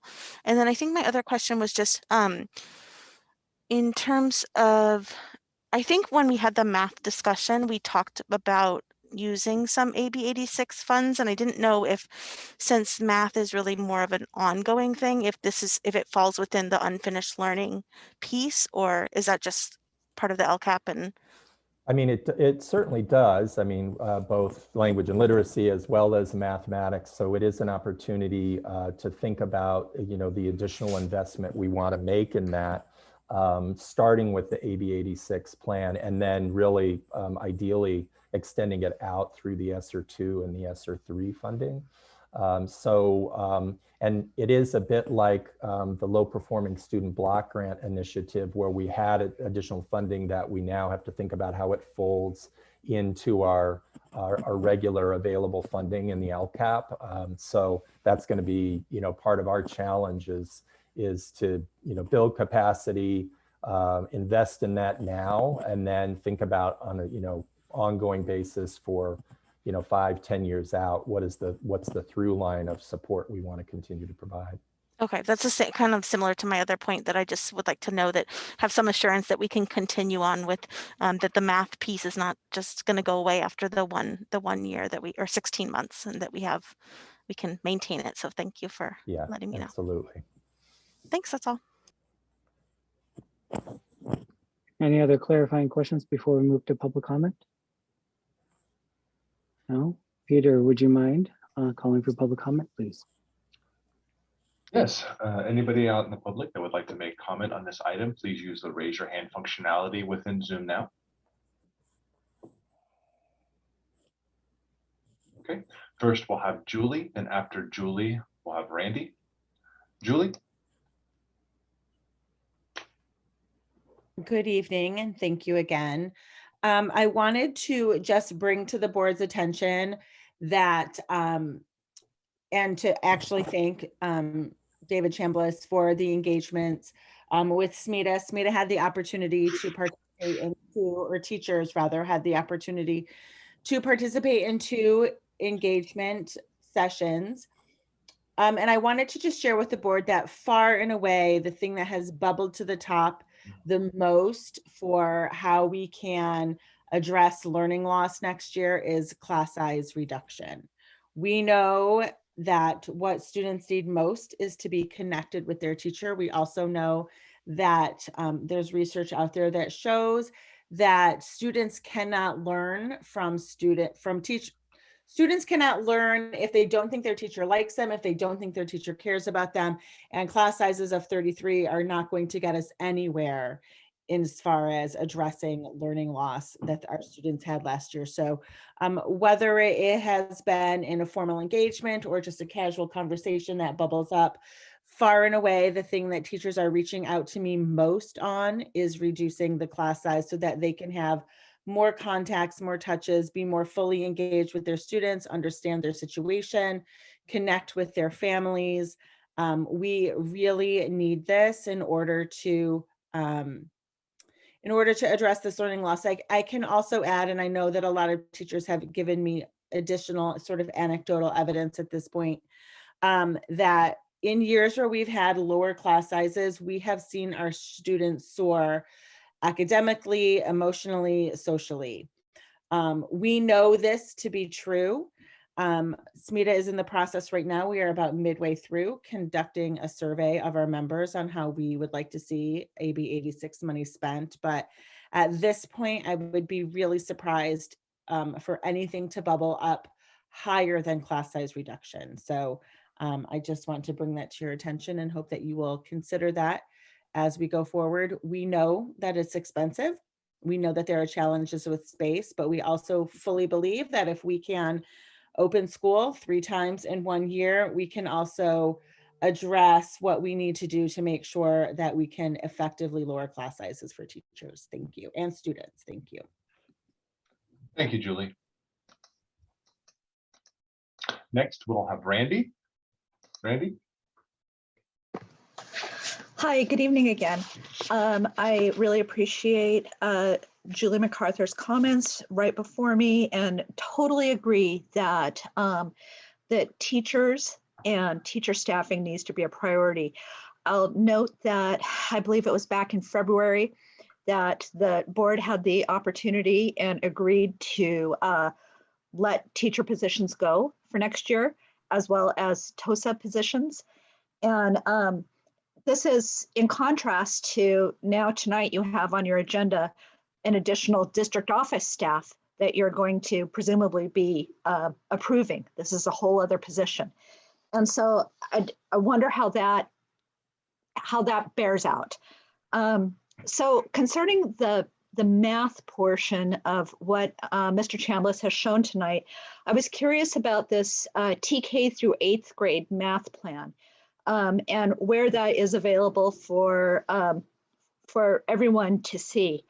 I know that in the engagements about the 6th grade heterogeneous math, there was mention of data or about this Abbott complex project that had been done, but I haven't seen any data from that. Additionally, there's been comments about the addition of counting collections, but I haven't seen any data from that. I'm wondering whether you have seen data, and are there any data to show the effectiveness of these methods and how these methods are part of a plan, or really what is the plan? We've all been begging for a plan. Yeah, so anyway, thank you for your consideration and time. Thank you, Randy.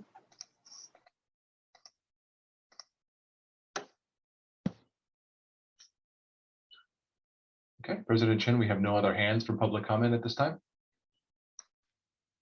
Great. Thank you, everyone, for providing your public comments. I'm going to officially close public comment for this item. Open up to the board. We are going to do the 15-minute sort of brainstorming session, similar to how we run a study session. But I believe there are a couple of questions that are up or that were up and that are available. I would not pull them up now because then we can't see each other.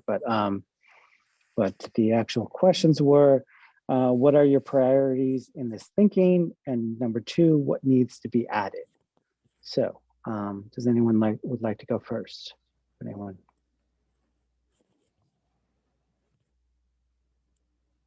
I'm happy to go first. Thank you, Trustee Corzo. So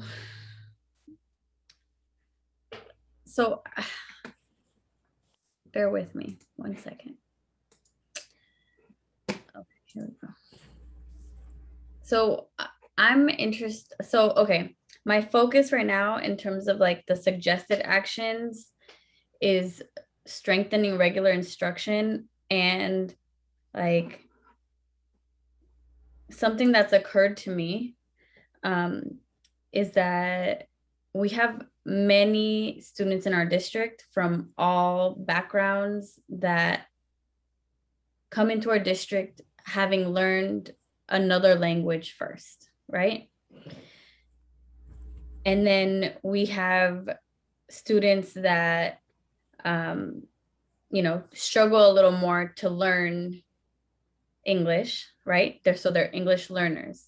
And then we have students that are also in special education that are also English learners.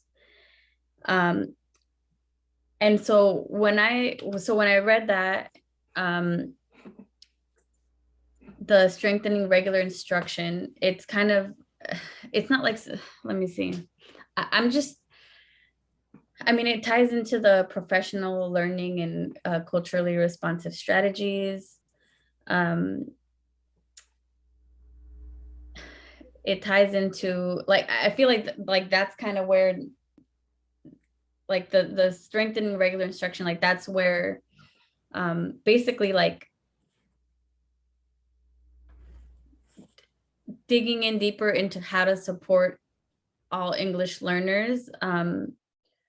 Like that's just something I've been kind of like grappling with in my mind. Like there's research, right, about language acquisition, and I think that is an area where our district can really improve and accelerate kids. And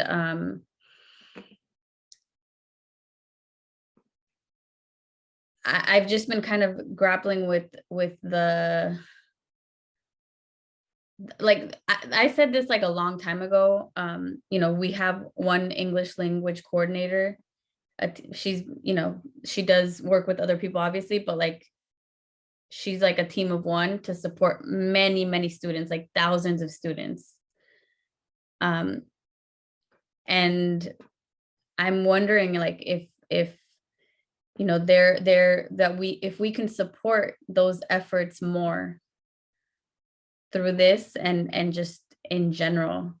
And my intuition tells me that if we can do that, we can see a lot of quick progress in our students.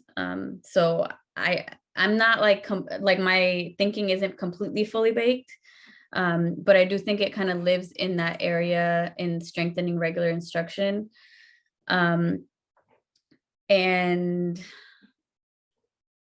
yeah, I'm gonna stop there, but I would love to hear what other trustees think about that. And I'm actually really interested also in like the high dosage tutoring supports and expanding learning and enrichment opportunities. For example, like I know the Boys and Girls Club, I believe right now they're not, you know, they're not open for, I think they're remodeling. So they're not supporting a group of students that they previously were supporting in our district, but, you know, can we partner more like with them? Like they don't have space, but they have staff. Like, can we give them space to work on some of that? And what else stood out to me? Let me see. yeah, I think like the relationship and community building, but that's great. But you know, I think when was it? At one of our last meetings, I mentioned how you know, there was a kind of a different a tool used, or a tool that had been created to support English learners, but I think actually could benefit like every single kid, right? That would be used during parent-teacher conferences, and just in like more like, yeah, used in teacher conferences, but like giving you know, families the information of like, this is what you need to do specifically to support your student academically, and this is what your child needs to work on. And so it was a tool that had like different areas that basically everyone on a student's team would walk away with action items. So though, yeah, I don't know, now I'm kind of rambling, but yeah, like I said, it's not fully baked out, but I think that lives in strengthening regular instruction. And I'm definitely, you know, for the summer programs. But I also think that, you know, our regular instruction is the bulk of when we have our kids. And if we do that, we can see a lot. If we do that a little differently, I think we can see a lot of progress there.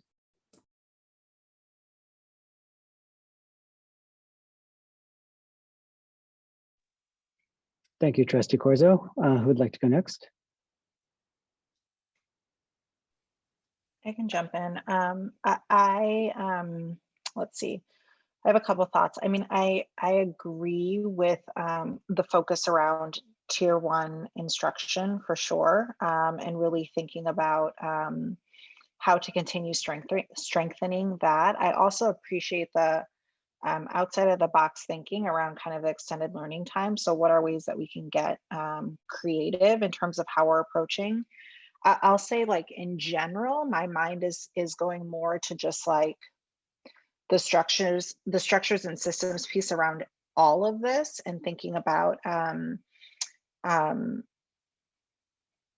how I think that there are lots of strategies embedded in here that have the potential to be really effective, that are research based. When we think about things like class size, or we think about collaboration, right? All things that we know can help to support our students in general. I'm thinking about both connection to priorities initiatives that already exist, and how things are going, how things are both going to be kind of the short-term way to help intervene with, you know, the impacts of this pandemic. And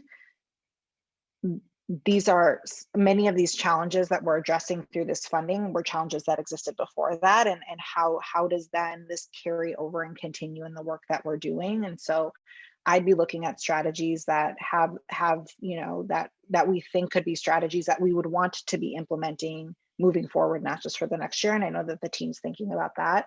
And kind of with that, and I know that this is something that will come with the LCAP, but I would like for us really to, when we dig into that and when we share that, and then as we're following up with that moving forward, to really think about,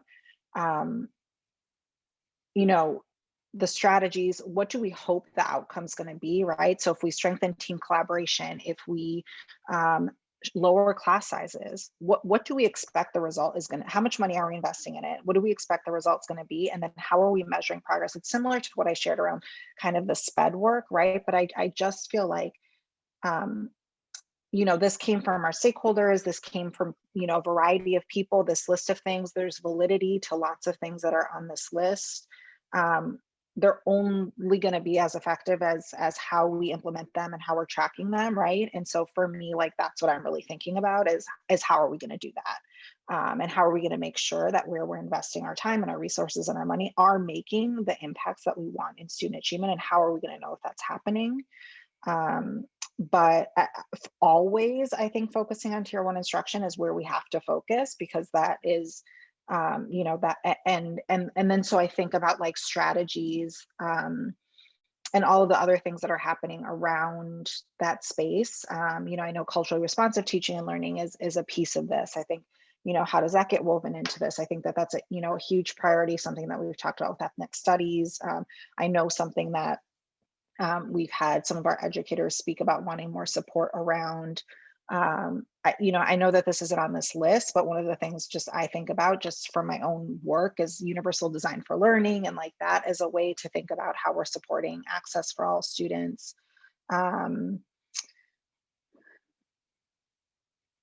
So yeah, I don't know if that's helpful. The one other thing that's a little bit to the side is going back to the summer programs. I think one thing that would be really helpful as that gets finalized is to provide transparency into who is being selected. So what data were being used? Is it academic data? Is it social emotional learning data? Is it coming from our educators and staff? Is there, what if a parent believes their child should qualify, but what does that look like? I think that I know that there are probably lots of people that would love for their student to be considered. And so at the very least, I think that we should just be really transparent about how those decisions are being made for students.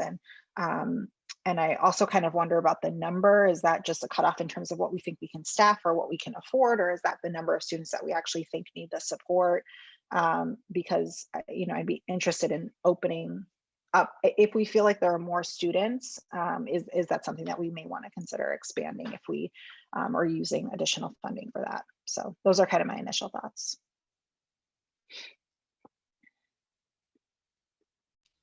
I can go. I agree with what both Trustee Watkins and Corzo said. So I won't like re-say that, but some things that kind of jumped out at me were I was thinking about just some of the like emails we get from parents over this past year or so. And one of the areas that we've received quite a few emails is around the special ed students and not being able to get the services that they've been used to having in person. And so I don't know if there's a way we can kind of prioritize that a bit also. And then in terms of I hear what the teachers are saying, and just like what I said with the math subject last time is that I think, this is their area of expertise. And so if there's a recommendation from the teachers, I would, kind of want to highlight that and see what, in terms of reducing class sizes, what that would look like, what would be a meaningful number, how much does it cost?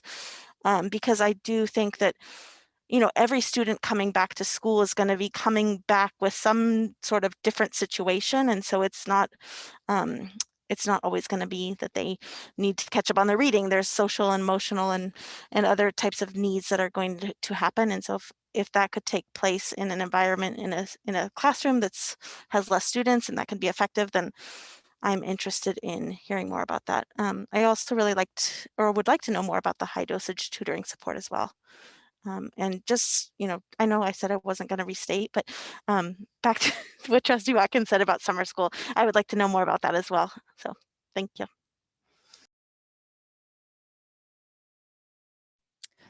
All right. It's so weird being like both on screen and in the boardroom. Anyway, one thing I do want to say about summer school, I like the idea of offering a gen ed and an ESY. My concern is ESY tends to be incredibly hard to obtain. And then it varies in really how much of an extended school year for actual learning it can be for special education students. I've heard of some classrooms ranging from kids are actually learning something to it being more of like a babysitting service and everything in between. I would love to make sure that our ESY is built more towards the needs of the students and is staffed accordingly.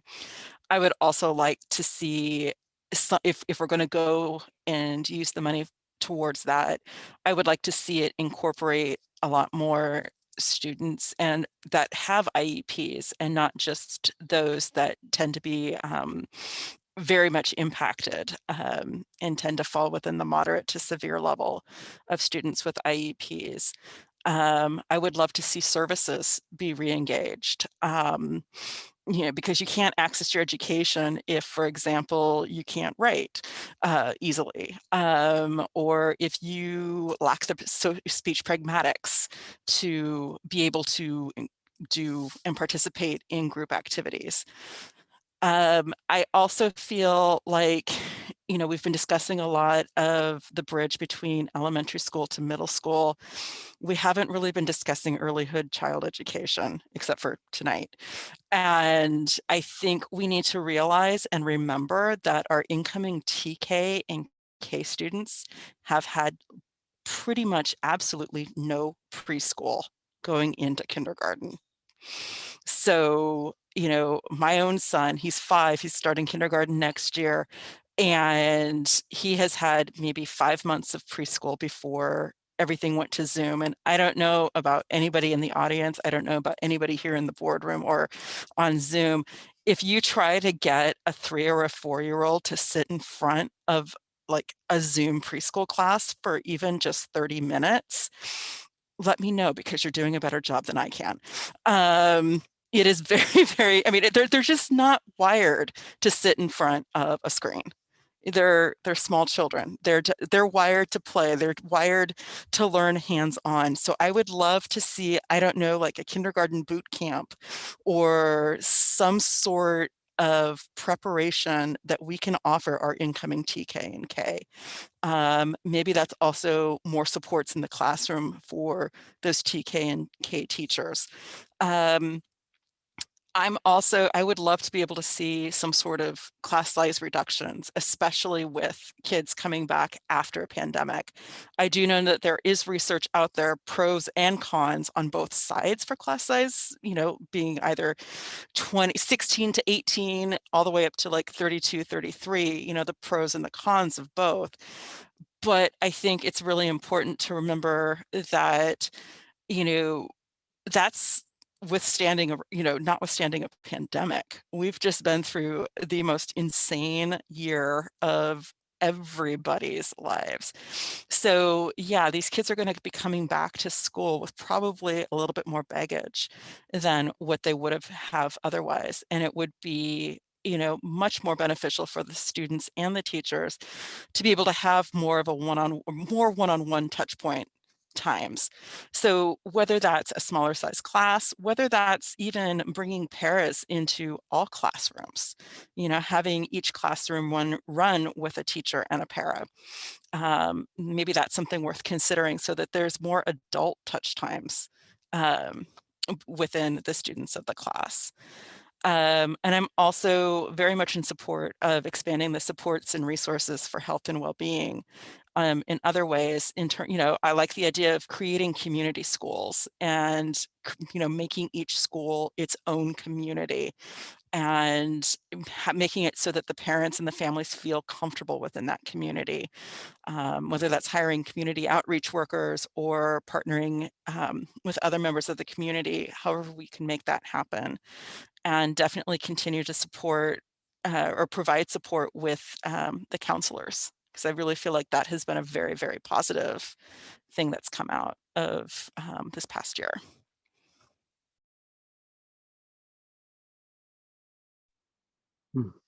Awesome, fantastic. Thank you, everybody.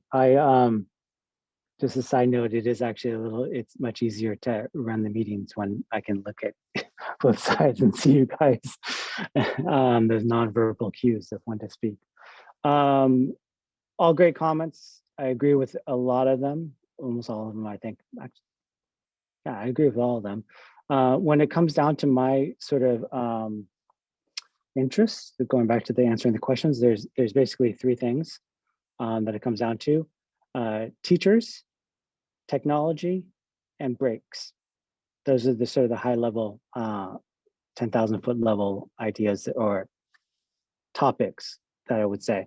So when it comes to teachers, obviously definitely the TOSAs, paraeducators, reduction in class sizes, how we do that. I'll leave it up to you guys to figure out how we do that. But coming off of what the Trustee Warren says, yeah, everyone's coming back with different degrees of maybe learning because of distance learning and hybrid and being out of the regular school in-person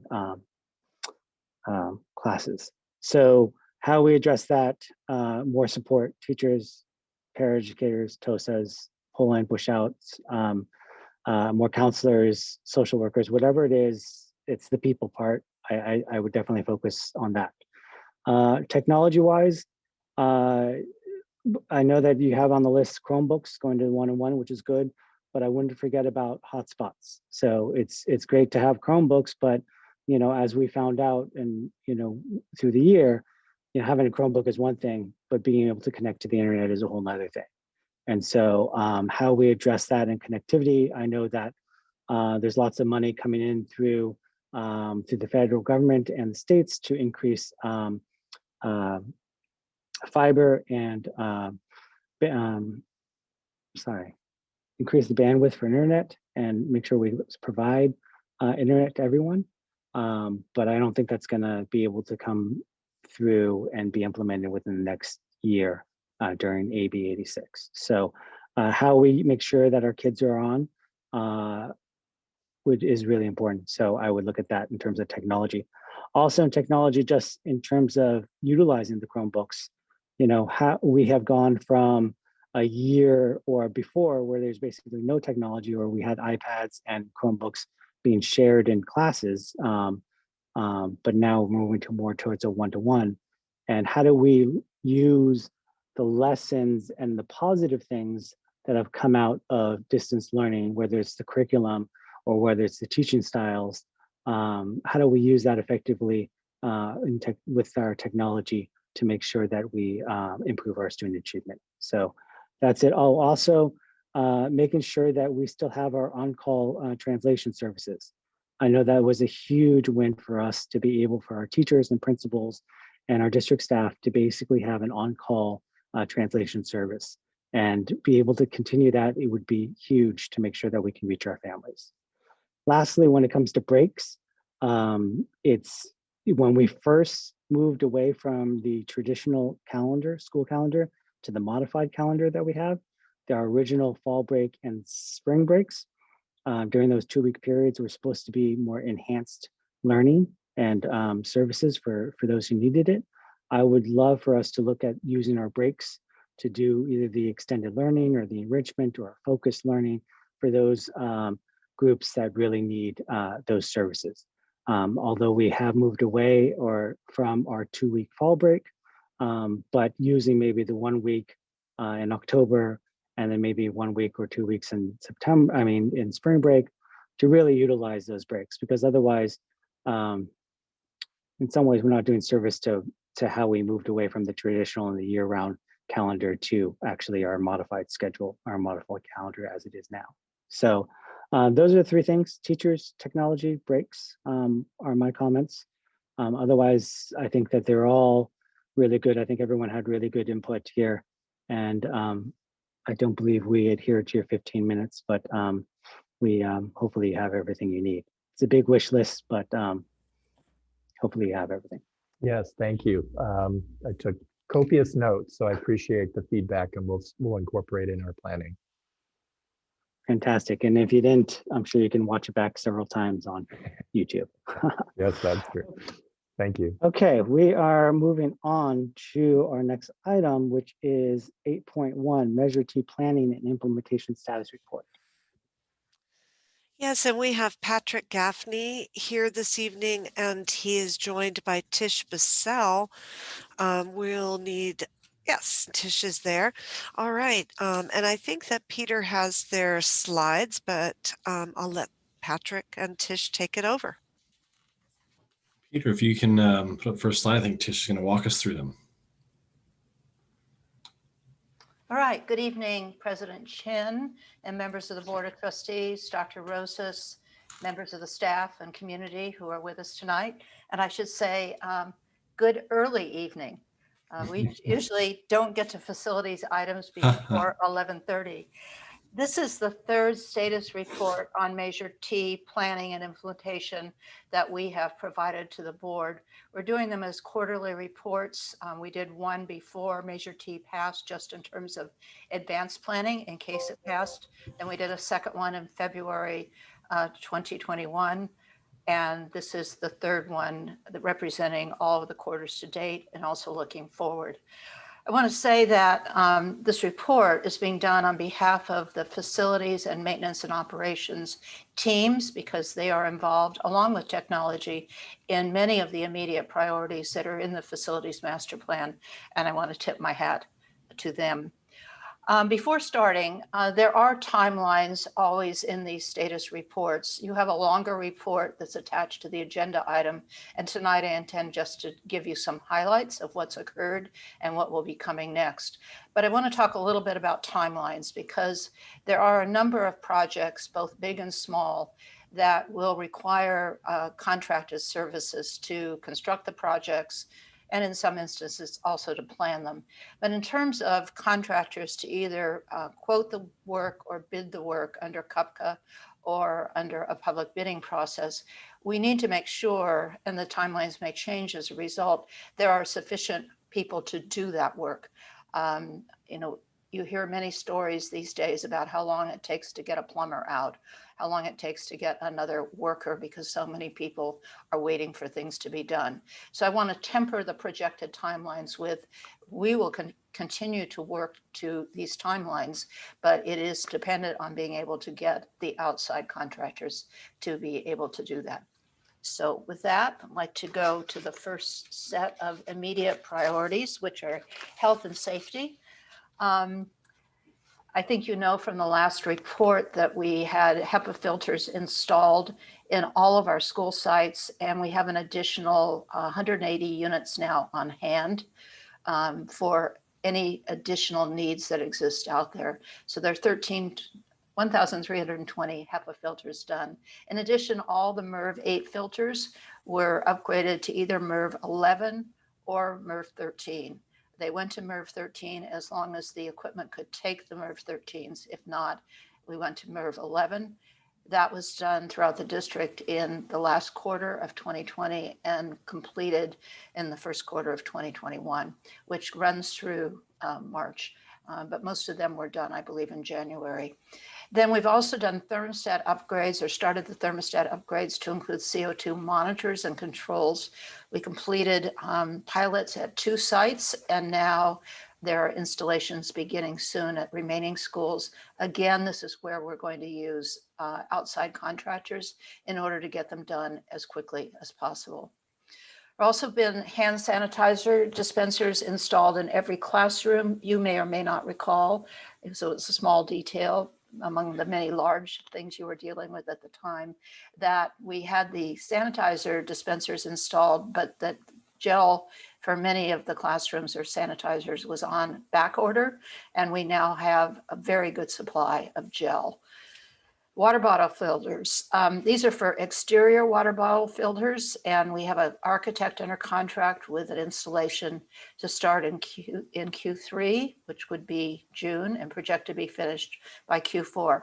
We got very good news today from the architect and from the M&O staff that it looks like we're going to be able to switch out some of the, a part of the water fountains that already exist to add the bottle fillers. And so this next time you see this, we may be in fact done with this. If not, it will be done before the start of the 2021-22 school year. There was a great deal of interest during the facilities master plan about vape detectors, which are actually environmental sensors, and they will be installed in schools that have 6-8 in the restrooms in those schools, serving that grade level of children by the end of Q3. Peter, next. Air conditioning, certainly of high interest even before the pandemic. I believe you may recall that ADAS architect, who did the original analysis and recommendations about air conditioning and air filtration across the district, was contracted with in February to begin work on the planning and the DSA submittals for 7 schools in the district. And we're getting very close to DSA submittals. They've all been scheduled for the latter part of this month. The schools that are involved in that are Abbott, Burrell, Laurel, North Shoreview, College Park, Highlands, and George Hall. And they were chosen because either they needed extensive air conditioning or they had very similar systems so that a standard prototype could be developed for adding air conditioning where it is not already existing in schools, or the case of schools with grades 6 through 8 replacing air conditioning and HVAC systems. So Peter, next slide, please. So hot water and sinks, also a strong demand in the facilities master plan development work that actually happened prior to the pandemic. And then the first priority setting was in the first 2 months of the pandemic. So all repairs have been made to existing sinks based on work orders. Of course, work orders can come in on a daily basis, but it's a high priority to make sure that there is water in existing sinks that runs. Then the addition of hot water, as well as the addition of sinks where there are not any, includes having an architect do the planning for that, because this will require DSA approval. And you can see the dates there are to start construction in summer of 2022 and complete it the following summer. Because at this point, and this could change, it looks like we're going to have to do this when school is not in session. So that's why it's going to take over 2 summers, including the intersessions. And that, as I said, includes the addition of sinks under the same contract. Peter, the next slide. So restroom upgrades and modernizations. So last summer and the beginning fall, there were upgrades completed at 7 restrooms at Burrell Middle School. And that was used as a way of determining an assessment tool to determine what would be district standards to measure all 400 plus restrooms against in the district.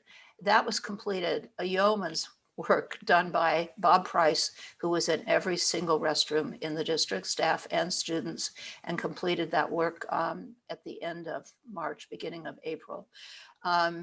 So the next step now is to determine, based on that, what are the restrooms that are most in need, and to start with the upgrades of those restrooms in the 3rd quarter, which would be summer of this year. And we think that this work can be done throughout the school year, where we're able to close off restrooms while redirecting with the principal's help students to other restrooms while a set of restrooms are being worked on. Peter, next, please. You've learned a lot about the Bowditch Build, Rebuild, Renovate project at your last board meeting, where we presented you with the draft of the master plan for the project, this huge project at Bowditch that is also tied in with the Major X project that's going on there. So I think you may recall that the technical and feasibility studies have been completed, which were necessary to determine what could be rebuilt, what could be, well, we already knew what could be built, which was the new gym and locker rooms, and then what could be renovated. And those technical studies really led to the conclusion of the draft master plan that you saw last board meeting.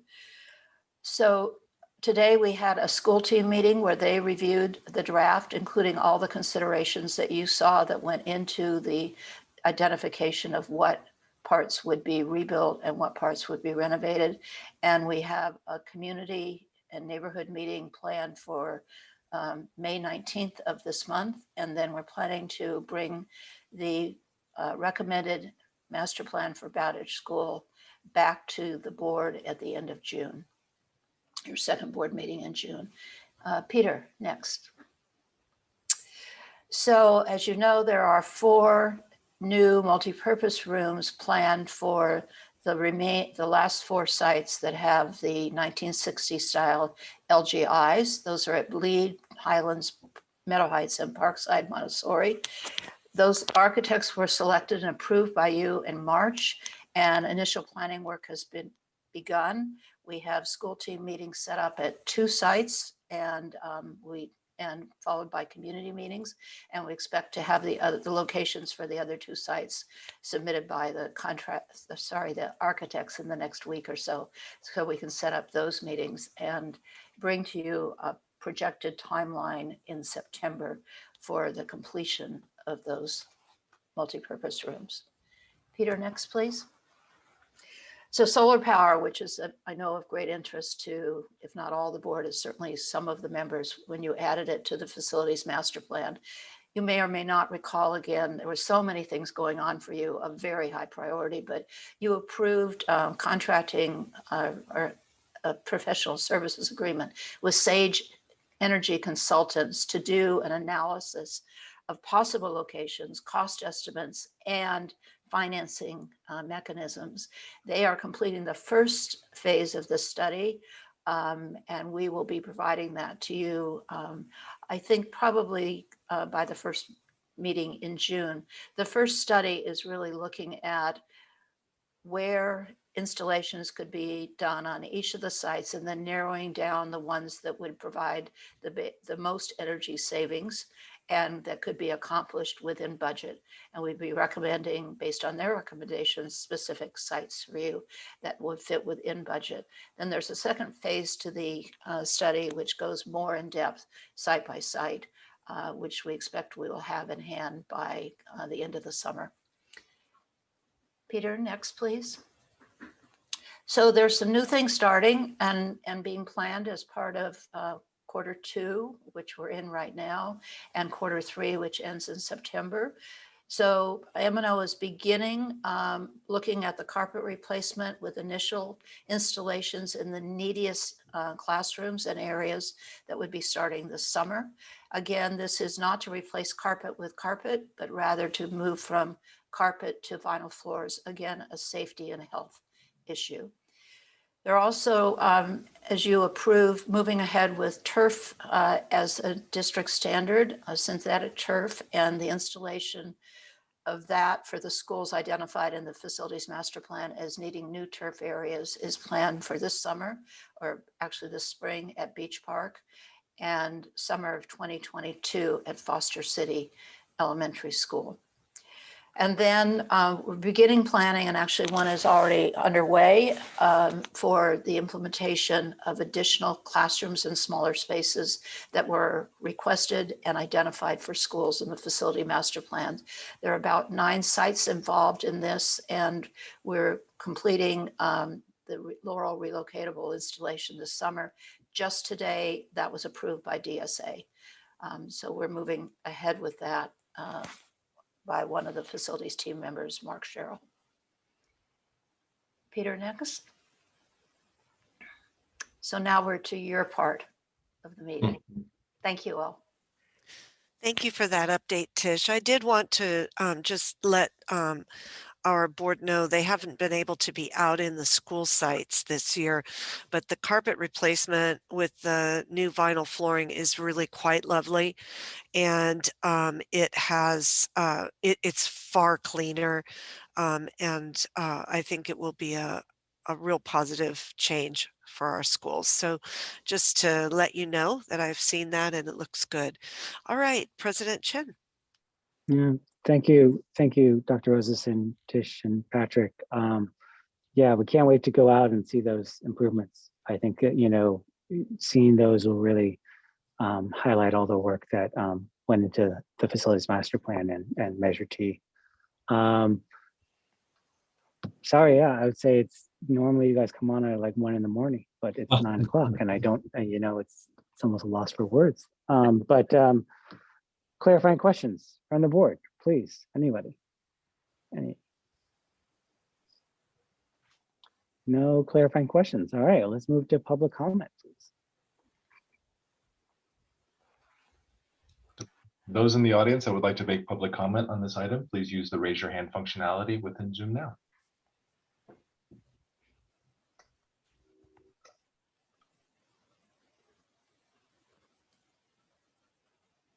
Okay, President Chen, we have no hands for public comment.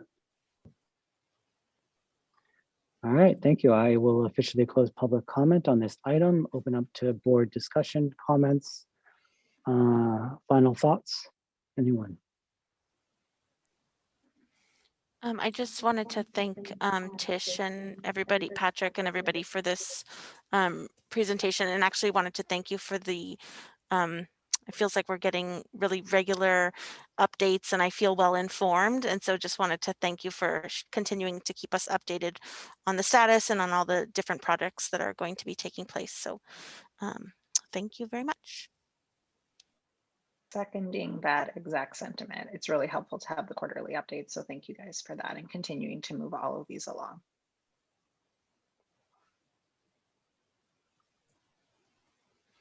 Thank you. Sorry. And I love grass so much more than turf, but I totally understand why turf is important. So.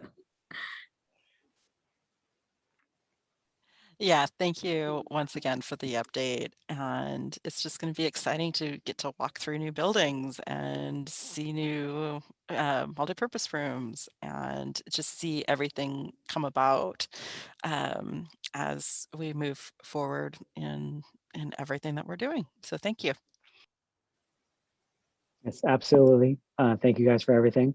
One comment that I had in just looking over the matrix, as we look at the 7 schools that are going to be upgrading their HVAC with the addition of air conditioning, can you make sure that they are also talking to Sage Consulting in terms of the solar?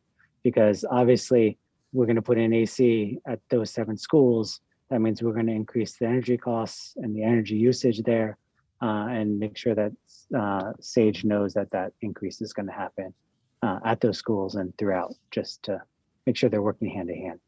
We have linked those 2 consultants because the mechanical needed to know what the plan was in order to determine whether or not we needed the additional electrical power.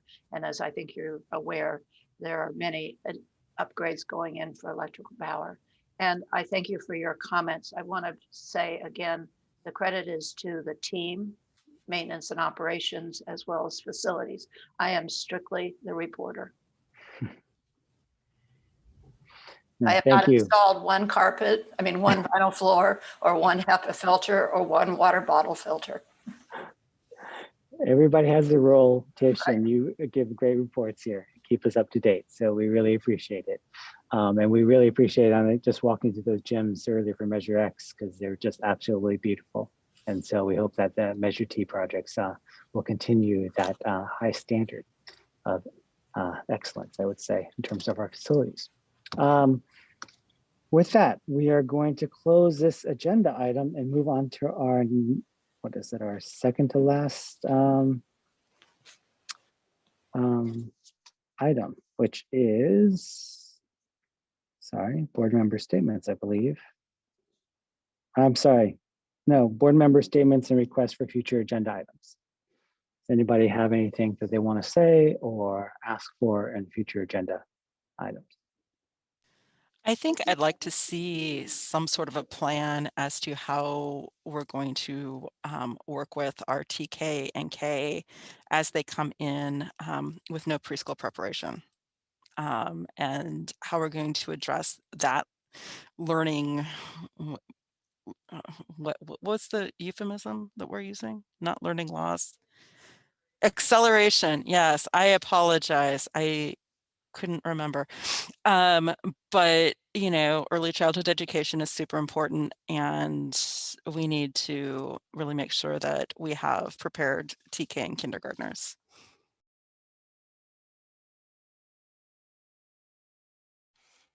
I just wanted to make I'm going to make one comment. Sorry, I'll be quick. I really appreciated having SMETA, CSEA, and SMEA on the agenda, and so I look forward to hearing those updates. I think it felt a lot better than waiting for a raised hand from one of them, and so really appreciate it.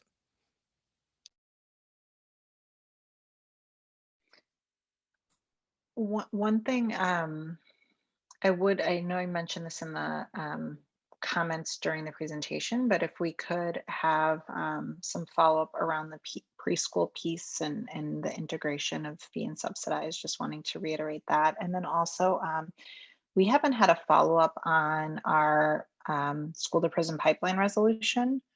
I don't recall seeing that on the agenda builder. I may have missed it, but if we can please make sure that that's something that we revisit and get an update about those engagements and all of that.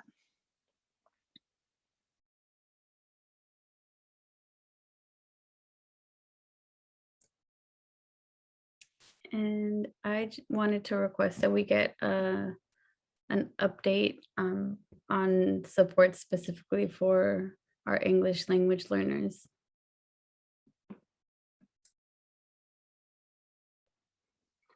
Great, thank you everybody for your comments. I guess the agenda builder does only go up to June 25th. So we do have Trustee Watkins, that item on it. I guess maybe we need, I don't know if we need to publish the rest of the agenda or builder or not. But considering it only goes to June 25th, it's understandable that that's not visible there. Finally, I just want to again thank you to everybody, Dr. Roses, in the district office, all the principals, the teachers, classified, certificated staff, everyone who's helped out. It has been, maybe we just went through a third school opening of the year. And I don't know if anyone else has been to school or dropped off your kids or actually seen it, but for all the pain and suffering that we've all been through for the last year, seeing the kids actually in school, seeing them dropped off, going through, even though we're going through the frontline app and temperature taking and masks and everything else, just seeing kids back in school is just amazing. I know it's not 100% full time, but it is so close. And to be able to do this for the last 5-6 weeks of school is amazing. And I do want to thank everybody for all your hard work over this last year. It has been a crazy, crazy pandemic school year. And I'm so glad that, you know, the light is at the end of the tunnel and we're able to get past this. I mean, to not have a reopening agenda item on this agenda says something, because that was something that was habitual in every single meeting since forever, it seems like. So again, I want to thank everybody for all your hard work. It has been crazy. Oh, and I also want to thank the community and the parents and the families. I know it's been hard, especially during distance learning or hybrid, especially at the early parts of the school year. But I definitely want to thank everybody, because it has been really hard for everybody. So thank you. And lastly, I'll just say happy early Mother's Day to all the mothers, Sunday. So just want to wish everybody a happy Mother's Day, and hope you guys all have a great weekend. Well, I know we'll see some of you guys sooner than that, but yeah, happy Mother's Day. So with that, let's move on to future meeting dates. And normally I don't go over these, but I do feel like we just should quickly review that tomorrow you will open a meeting here in the boardroom at 1 o'clock, and then you will recess into closed session for your interviews with your candidates for superintendent. And then you will do the same again on Saturday morning at 9 o'clock. So those are basically announcements, and you could take a public statements if there are any, and then recess quickly into your closed session to do your interviews. There is a board study session, as I mentioned earlier, on May 15th. It is governance and equity, and of course it is finishing your governance handbook, and there is discussion about public comment at that time. Meet and greet for the Ed Foundation is very important, and so I just want to draw it to your attention. And then we have a couple of other items there, regular board meeting again on the 20th, but I just wanted to make sure folks knew this. And so the special board meetings, the 7th, the 8th, and the 15th will not be public with people coming into the boardroom. They will be regular Zoom meetings, and then we're going to ask if the public would like to come on our May 20th again. So just wanted to review those, because they're kind of different this next few meetings. Yeah, thank you, Dr. Roses.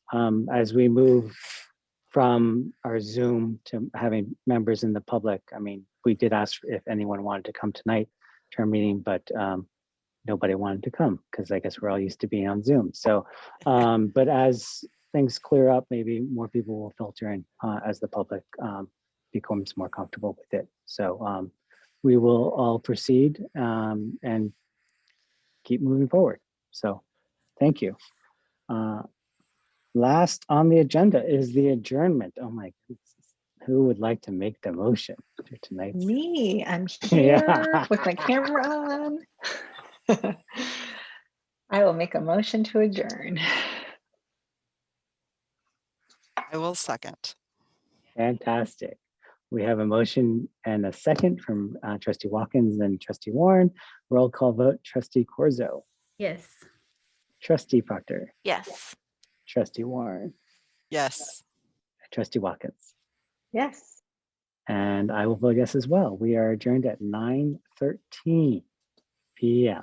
Thank you guys, and we'll see you guys next time.